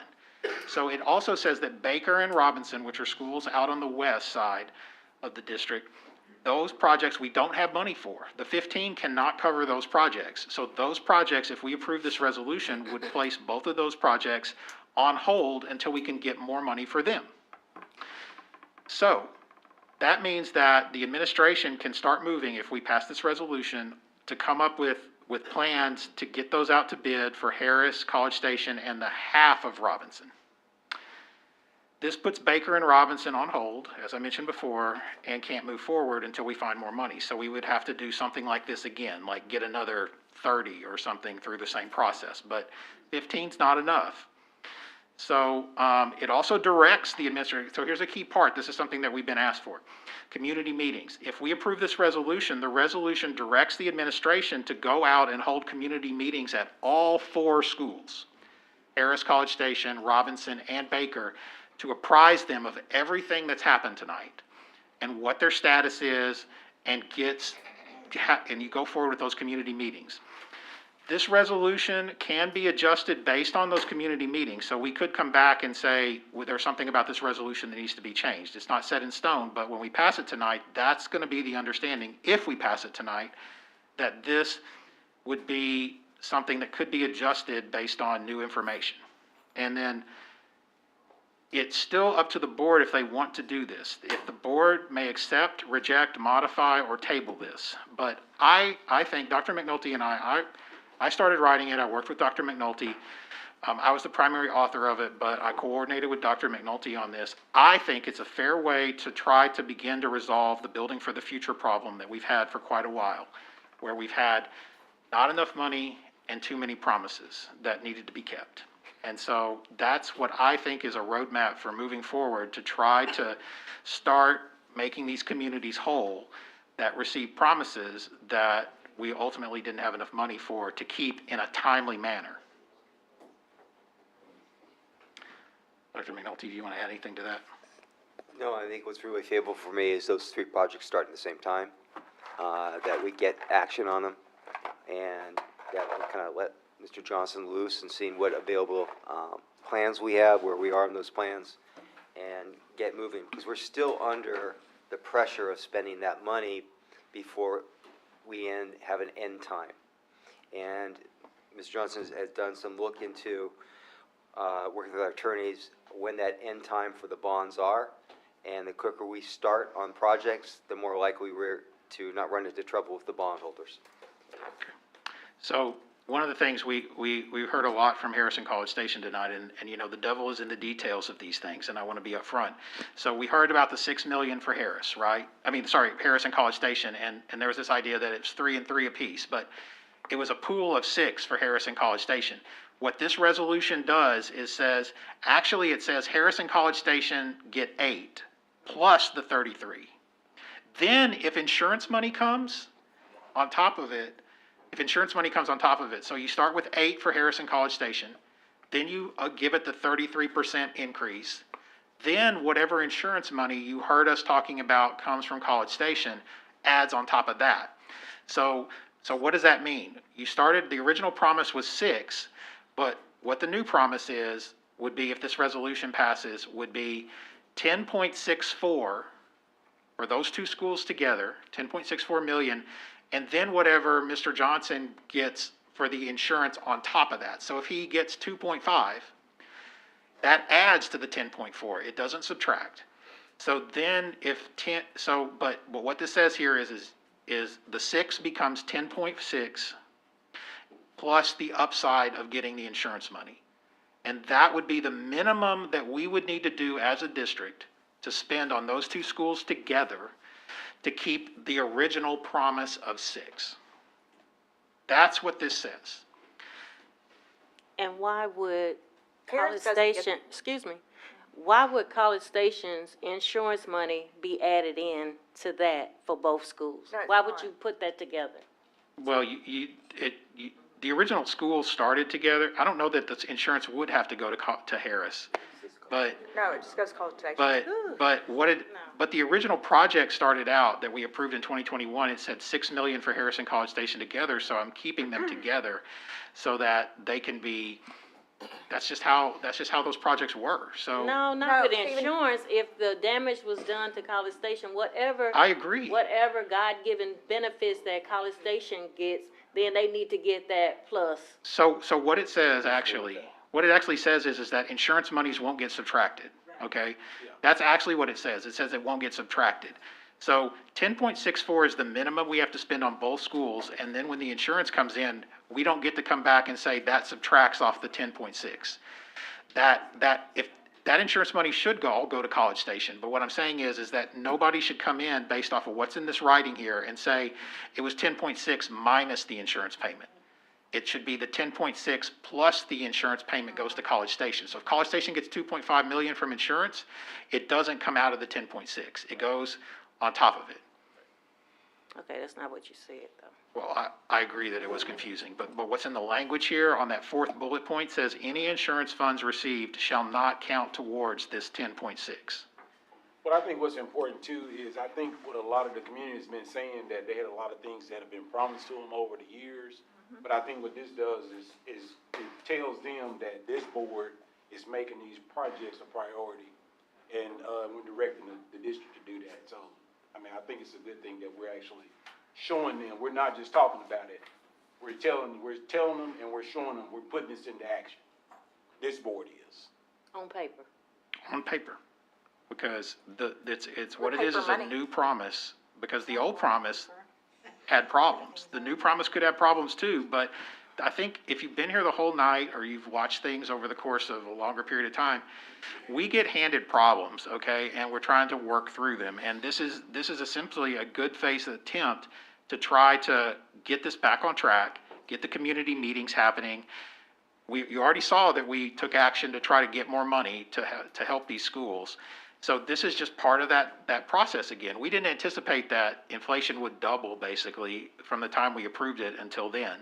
So there could be something else that happens here that messes us up again. But all we can do is try to get this thing jump started and keep these promises, because nobody suggested this, but we know it's an option. Nobody has wanted to do this. We could have, school boards don't keep their promises a lot of times. I've had this conversation with Representative Springer a lot.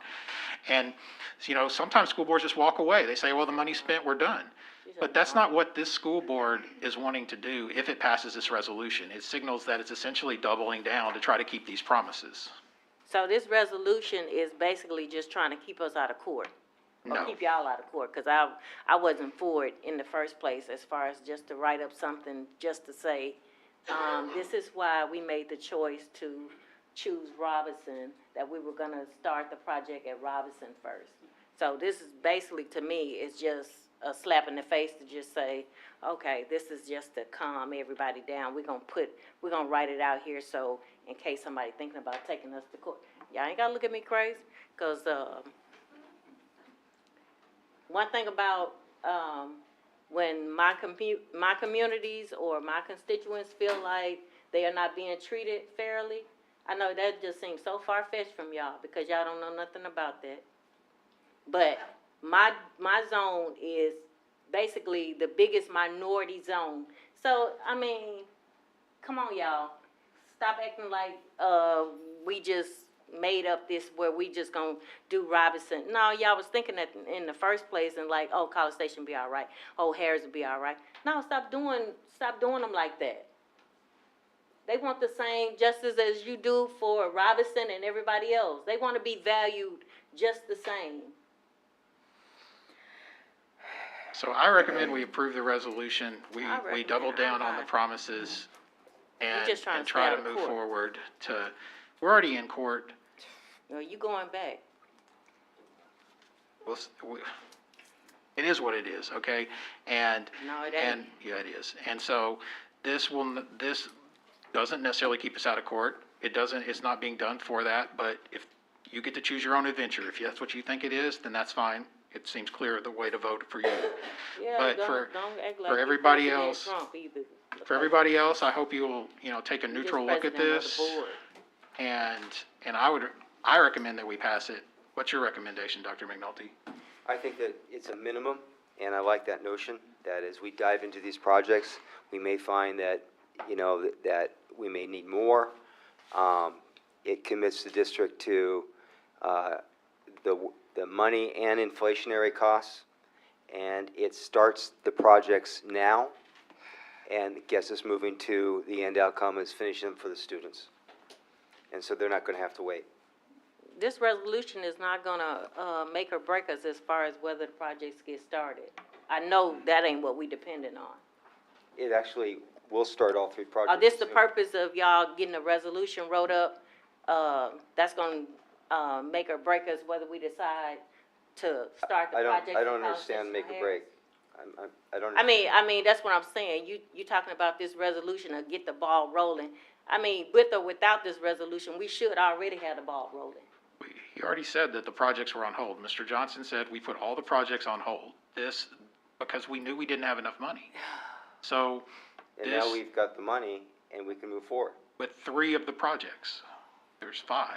Robinson Phase 1 gets going, Harris gets going, College Station gets going, Baker is still on hold, which completely defeats the argument of that we're picking and choosing schools based on race, because if you check the racial statistics of Baker, it is what it is. And so this resolution, I think, gets us to a place where we can even go out and have community meetings, because what would we have community meetings about? There needs to be something that the district can say, because Why are we having community meetings and you going out and you just making, and just talking to these people and you're not really, doing no action? Ain't no action to it.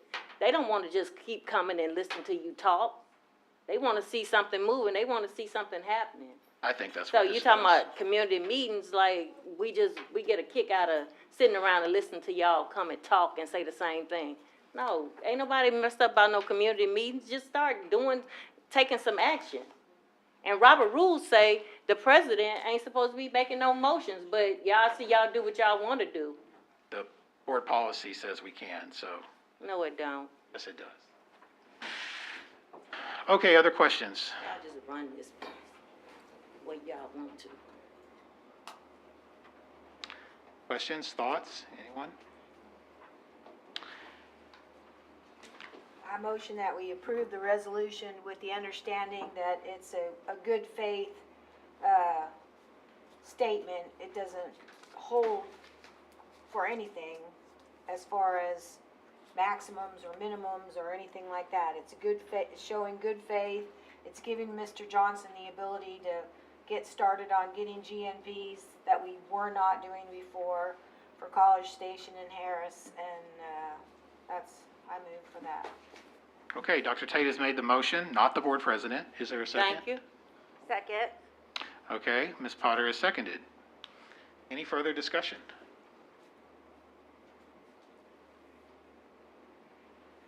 I have some discussion. Policy 1.3, the president shall have the same right as other members to offer resolutions, make or second motions, discuss questions, and to vote. All in favor of voting, in favor of this, say aye. Aye. Opposed? Nay. 5-1, Ms. Ward is the no, the other board members here are the yeas. Okay, resolution passed. That brings us down to independent toileting. Dr. Williams.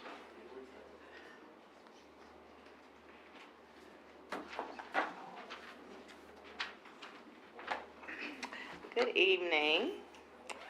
Before you, you have 9.05 independent toileting.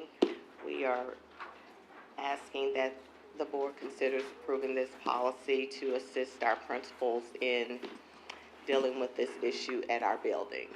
Okay, is this intended to be a personnel policy or? No, a board policy. Okay. This is for children. Well, it's going into 9, and 9 has been this Well, cloud. well, we've used 9 for things that are outside of the ASBA policies. Okay, so, and so then that means if we pass it tonight, it would go into effect immediately. So Yes. tomorrow, this policy could be implemented It could, for yes. people who need it. Yes. Okay. So, I had to read this, because I'm like, what is it for? Mm-hmm. Mm-hmm. Well, you're clear on what it's for? Oh, I'm very clear. Okay. Mm-hmm. Mm-hmm. I didn't think I was right when I opened it. I'm like, yep, I was right. So, can you just explain how this became an issue? Seconded. Yep, let's just go on. Okay. Did I Mr. Thomas has made a motion. Everybody else seconded. Ms. Potter, Ms. Richards needs to know, seconded. Discussion? Nope. Okay. All right. Thank you. I had questions about this from people. They wanted to know. I guess I'll just ask her myself. Next up, vehicle replacement, Scott Young. Oh, Scott. Good evening.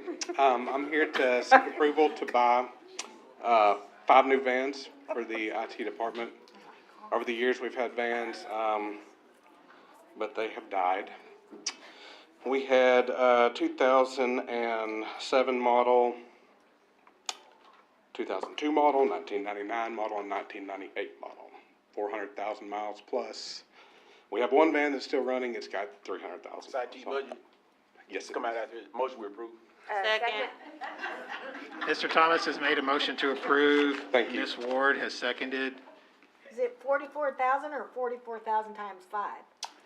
It is 44,000 times 5. Actually, Enjoy your- four of the 5 are 40,000, and one of them is 44,000. So the difference is 4 of them are minivans, and one of them is a Sprinter van, much like what you see Amazon drivers. Seems Use. like a lot of vans. It is. We've got a multitude of technicians, and they're carrying Chromebooks, and they're carrying monitors, computers, and interactive TVs, and anything else you can imagine here, there, and everywhere. And what happens is they wind up loading some of those in their personal vehicles, and just doesn't work that way, or shouldn't work that way. Okay, so it's about $250,000 worth of vans. That's correct. All right. Out of IT money. Correct. $203,000. Some state contract. Okay, that's why you don't get bids. Okay. Yes. All right. Anyone else? Enjoy your 100,000 mile powertrain warranty. All right. We shall try. All in favor of approving the IT van, say aye. Aye. Opposed? Okay. Thank you. Next up, CTE pathway equipment. Deborah Cozen. That's correct. Good evening, board. Good evening, Dr. McNulty. Good evening. Here about the CTE pathway equipment purchases for 2024-25 with the startup grant funds for our new pathways at welding, construction, and accounting at Mills, Maumelle High School, Robinson High School for computer equipment. Okay. Motion. Ms. Ward has made a motion to approve the pathway equipment. Is there a second? Second. Okay. Thomas has seconded. Further discussion or questions? Okay, I'll put your pathway equipment to a vote. All in favor, say aye. Aye. Opposed? Okay, there you go. Thank you. Next up, transportation forklift purchase with Mr. Johnson. Board, once again, good evening. Forklift is essential to the Northwest Pound, and delivery equipment that we get, engines, transmissions, those kind of things that we're struggling with at the Northwest Pound, thus we need a forklift. Okay. Any questions I can answer? Motion. Ms. Ward has made a motion. Is there a second? Second. Mr. Thomas has seconded. This is within your budget and Yes, sir, and it's everything? coming out of transportation, yes, sir. All right, any other questions about the forklift? All right, I'll put it to a vote. All in favor of Mr. Johnson getting his forklift, say aye. Aye. Opposed? No. 5-1 with Ms. Potter as the no vote. Mr. Johnson stays for an electrical ramp for ADA compliance. Yes, sir. So this is the Lexicon Lab project that we're doing, and we're trying to make sure that it's ADA compliant, and we're also doing the prep work also. So that's the purpose for this entry tonight.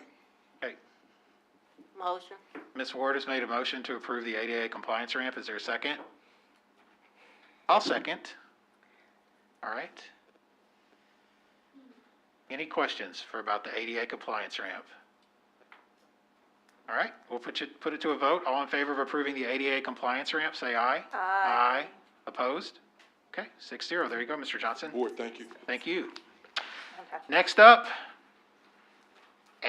anatomage table for Sylvan Hills High. Is this the cadaver board? Yes. Okay.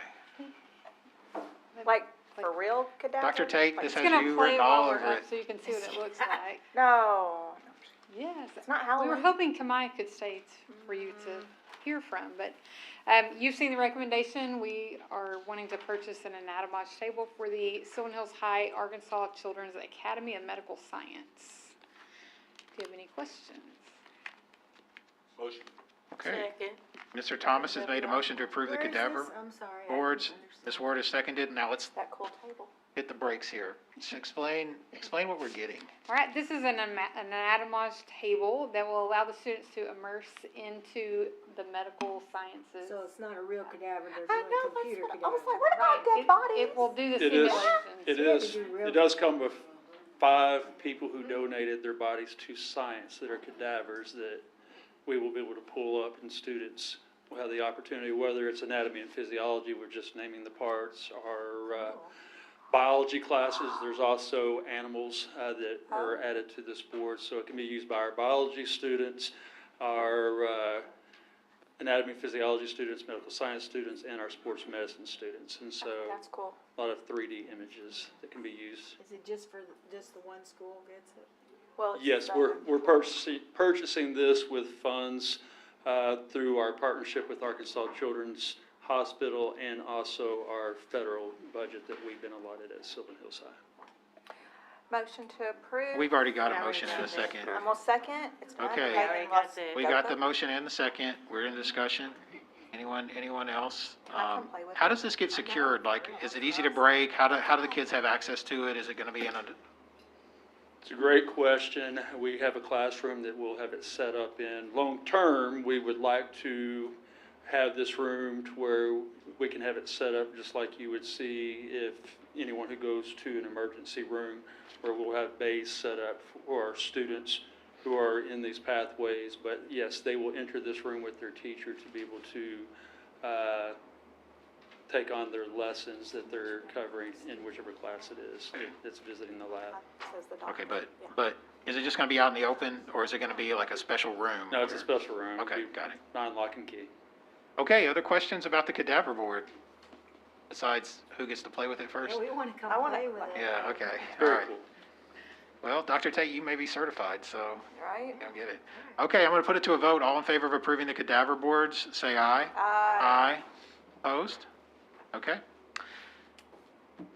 Thank you. We got one more, right? Yeah, the lexicon, well, Mr. Allen doesn't, but Ms. Herring does. So we have the lexicon partnership agreement. Yes, we are seeking to have your approval of a partnership agreement. This will be an academy partnership with Lexicon and Mills, and it will form the Lexicon Academy of Design.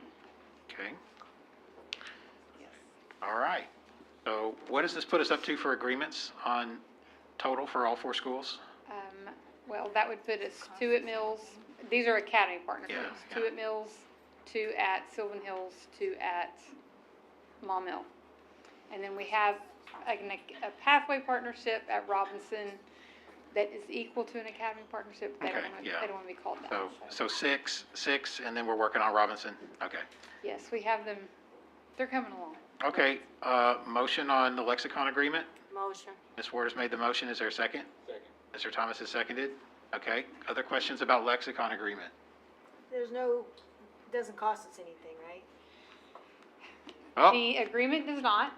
It's a $150,000 partnership that they are providing in kind and monetary, and they are doing that, if you don't mind playing the slideshow. So they are doing that by placing a temporary lab on the campus, and with that, the pictures, if you'll go to the next slide, these are the 2 Connex trailers that are going to be the lab spaces that they are providing for the welding students. And they are going to fit them with the welding curtains and the welding machines. So that will equal about $32,000 in all the PPE for the students. We have a teacher that we've hired to teach welding at the campus, and we received the startup grant, and we purchased those things. Some of the things will be purchased by us for supplies, and some of the things will be purchased by them as far as supplies in the future. What's the word in kind mean? That doesn't mean it's gonna cost us $150,000. No, that's their donation, $150,000 in-kind partnership is what they're committing to. Okay. And that's in-kind, meaning bringing career field experts out, providing supplies, the Connex trailer labs, and the things in it. And we get to keep the welding equipment too, correct? Yes, this is going to be a temporary place simulation lab, and we are talking in the future about how this could become permanent, what would become. I was thinking they were putting in a structured building, not a pod. Good description. We will be talking But that was about just, that. once it establishes itself successful, right? Yes. Okay. Well, I mean, you gotta figure it out, is it gonna work? Right. So, I think welding's huge. Yeah, they're very excited to work with us there. So that's their donation, both in-kind and monetary, over the $150,000 the first year, $50,000 for the next 2. And then we'll reevaluate and hopefully continue this after that. Good. Okay. All right, we have a motion and a second already on this. Is everyone exhausted with this? Okay, let's put it to a vote. All in favor, say aye. Aye. Opposed? Okay. Thank you. Thank you, Ms. Herring. Last thing, Denny Tipton, athletic turf proposal. All right, so the turf deal is for Robinson's football, Robinson's baseball, Robinson's softball. It's for Mills football, it's for Mills baseball, and it's for Sylvan Hills football. So that would be 6 of the fields. That would include everything except for Mills softball, which has already been included, and Maumelle. Maumelle got new baseball turf field, new softball turf field, and they just got their football field resurfaced the last time. So when we did it, it was kind of, we talked to Dr. McNulty. We went in because we thought if we used our contacts and grouped them all in, we could get a lot better prices. And we were very pleased with the price because everybody wants to be a part of Central Arkansas. They wanted to be a showpiece where they can bring people to see. We went Sprint Turf, gave us a bid at 1.9, just to kind of give you an idea. Midwest did Maumelle. Midwest bids came in at 2.7. Geosurface, who did Bryant, came in at 2.8.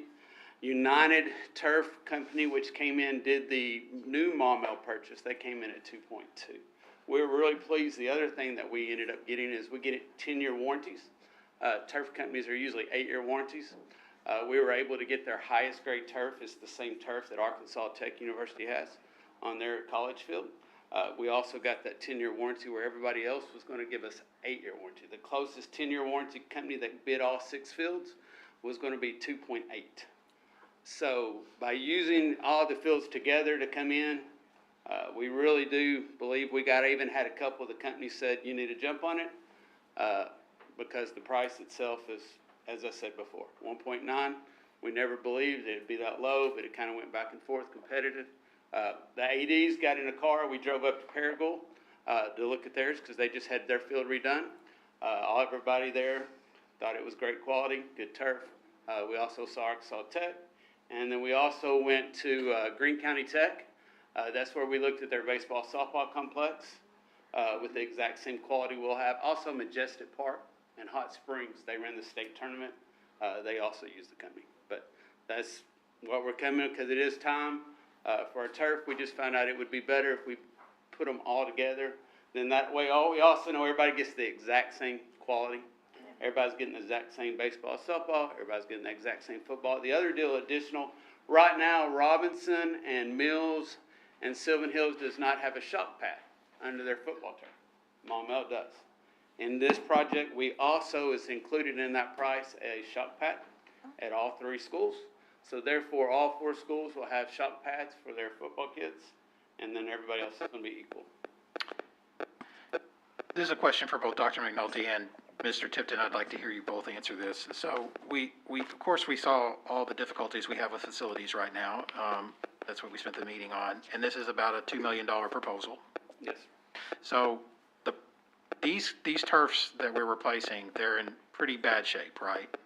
Yes. I mean, some people, I know that a couple of my board members have come and looked. I know Ms. Maynard the other day just wanted to come walk through our field. You can see that now you're starting to have tears.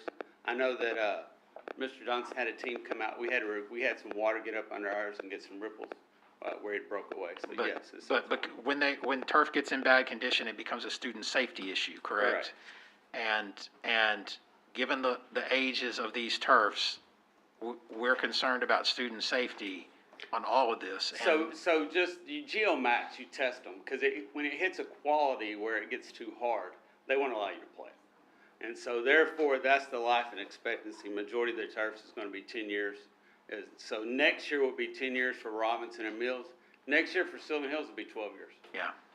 So, from that aspect, definitely, because if it fails the geo testing, then from the GeoMax testing, then we won't be able to use that field that year. But therefore, that is the main reason why you usually are going to come back from a safety issue. But as the athletic director of Sylvan Hills, you have safety concerns about your Correct. students playing on those fields. Yes, sir. And Dr. McNulty, you agree, right? I agree. Okay. What fund is gonna pay for it? This would be out of the second lien. Second lien. That's what I also wanted to ask is this is the assumption too that of the 15, a small part of the 15, the 2 would support the turf, right, Dr. McNulty? Yes. Okay. Boy, we already spending that money. Well, as grandma of someone who has torn his ACL twice on the Robinson field, I motion that we approve. Okay, Dr. Tate has made a motion to approve the turf proposal, which it's Sprint, is it Sprint Turf? It is Sprint Turf, yes. So the Sprint Turf, because there were multiple proposals in We went out and got 5 proposals, and so Okay, Sprint Turf was the lowest two. So the motion is for the approval of your Sprint Turf proposal. Correct. Okay, I have a motion from Tate. Is there a second? Second. Ms. Smith has seconded. Further discussion or questions? Yeah, so what if we don't get that money? Then what? Since we gambling on 15 million, if we don't get it, then how we gonna pay for the turf? We won't pay for the turf, but we feel pretty good that it's gonna get the 15. It would probably have to come out of the building fund. Okay, okay. 4 high schools, 4 football teams. Gotta go. Well, this covers 3, right? Yeah. 3 of 4. It'd be 6 fields. You gotta remember, Oh, that's right, I forgot that. Maumelle they're taken care of. They have brand new baseball, softball, and then their football just got returfed 2 years ago. Okay. So it would be including, it'd be taking care of Mills for 10 years, it'd be taking care of Sylvan Hills and Robinson for the next year. So it's 3 fields for Robinson, 2 fields for Mills, and 1 field for Sylvan is Hills, because as we learned earlier, you use the city fields for yours, and you don't have turf. That is correct. We paid for it though, didn't we? No, we did not. We didn't pay for it? The mayor. I thought they were No. gonna charge us. Oh, Must yeah, have. she screwed up. Oh. Oh, chill. Chill. Okay, we're talking about the Sprint turf. Any other questions on the Sprint turf? We'll talk later. Okay, I'm gonna put it to a vote. All in favor of approving the Sprint turf proposal, say aye. Aye. Opposed? Okay, I got that 6-0.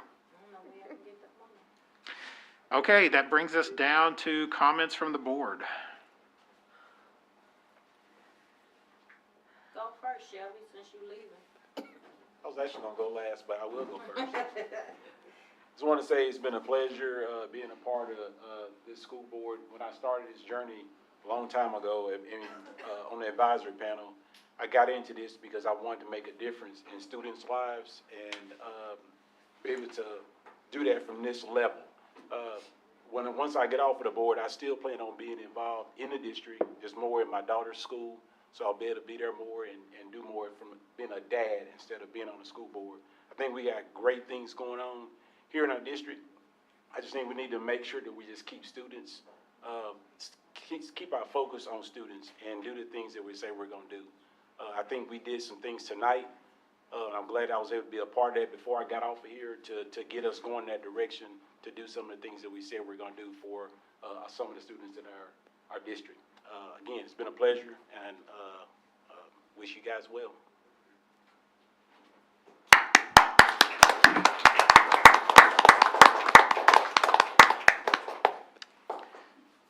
Okay, now we forced everybody to go after Shelby. Anyone else? Okay, we do need a ASBA delegate for the December conference. I'll take a motion on the delegate. Motion to nominate Heather Smith. So you're nominating Smith, Where is it at? the same place, the Convention Center in Marriott, like downtown. It's on the Wednesday. Just on the 11th? No, it's the Wednesday, Thursday, Friday. Well, the convention is Wednesday, Thursday, Friday, but the delegate piece is like at 6 or something on Wednesday. I thought it was Friday. Oh, Last year we It was Friday. nominated Ms. Smith to do it. So the motion is to nominate Ms. Smith again. Is there a second? Second? Dr. Tay seconded, Potter motioned. Ms. Smith, can you do it? Yep. You can be there? It's at 6. It's, Don't tell my clients I haven't moved them yet, but yes. okay, all right. Okay, let's put it to a vote. All in favor of setting Heather Smith as the ASBA delegate for this year, say aye. Aye. Opposed? Okay. That brings us down to comment from the superintendent. First off, we are deep into November and the holiday seasons are coming. So we need to keep that in mind as our students get excited, our staff get excited. I don't have a lot. I just want to say that it was exciting to have Democracy in Play tonight, where communities come out and voice their opinions, their frustrations, or their thoughts on where a district should be and what we should do for all kids. And that is refreshing and is powerful. The other piece is I also want to thank our principals to come and advocate for their colleagues in classified. We have a long journey to make it right, but Dr. Williams and her team and PPC classified are going to do that. We are in an interesting place. We are seeing some strong achievement in some schools, and there's some schools that we are working very hard to get them back on track. But I wouldn't be any happier with the people I'm working with and their courage and their commitment to our students. So have a great rest of the evening. Okay, all right. Thank you, Dr. McNulty. That brings us down to our consent agenda. I will take a motion on the consent agenda. Motion. Mr. Thomas has made a motion to approve the consent agenda for the last time. Is there a second? Second. Ms. Potter has seconded. Okay, discussion? If there's not, I'll put it to a vote. All in favor of approving the consent agenda, say aye. Aye. Opposed? Okay. All right, so now we have employment hearings. We're going to have a waiver hearing first and then a termination hearing, so let's take a short break to get set up for that.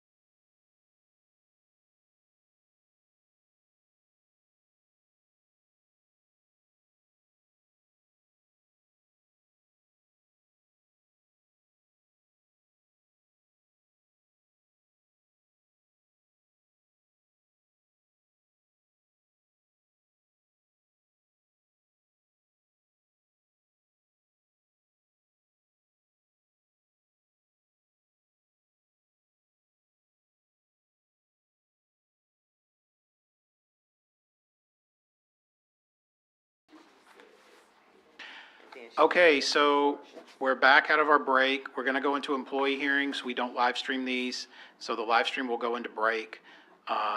If you want the record of this, you'll have to FOIA the audio. But we're gonna go into break and do our termination and waiver hearings, and we'll come out when we make decisions back onto live stream. Thank you.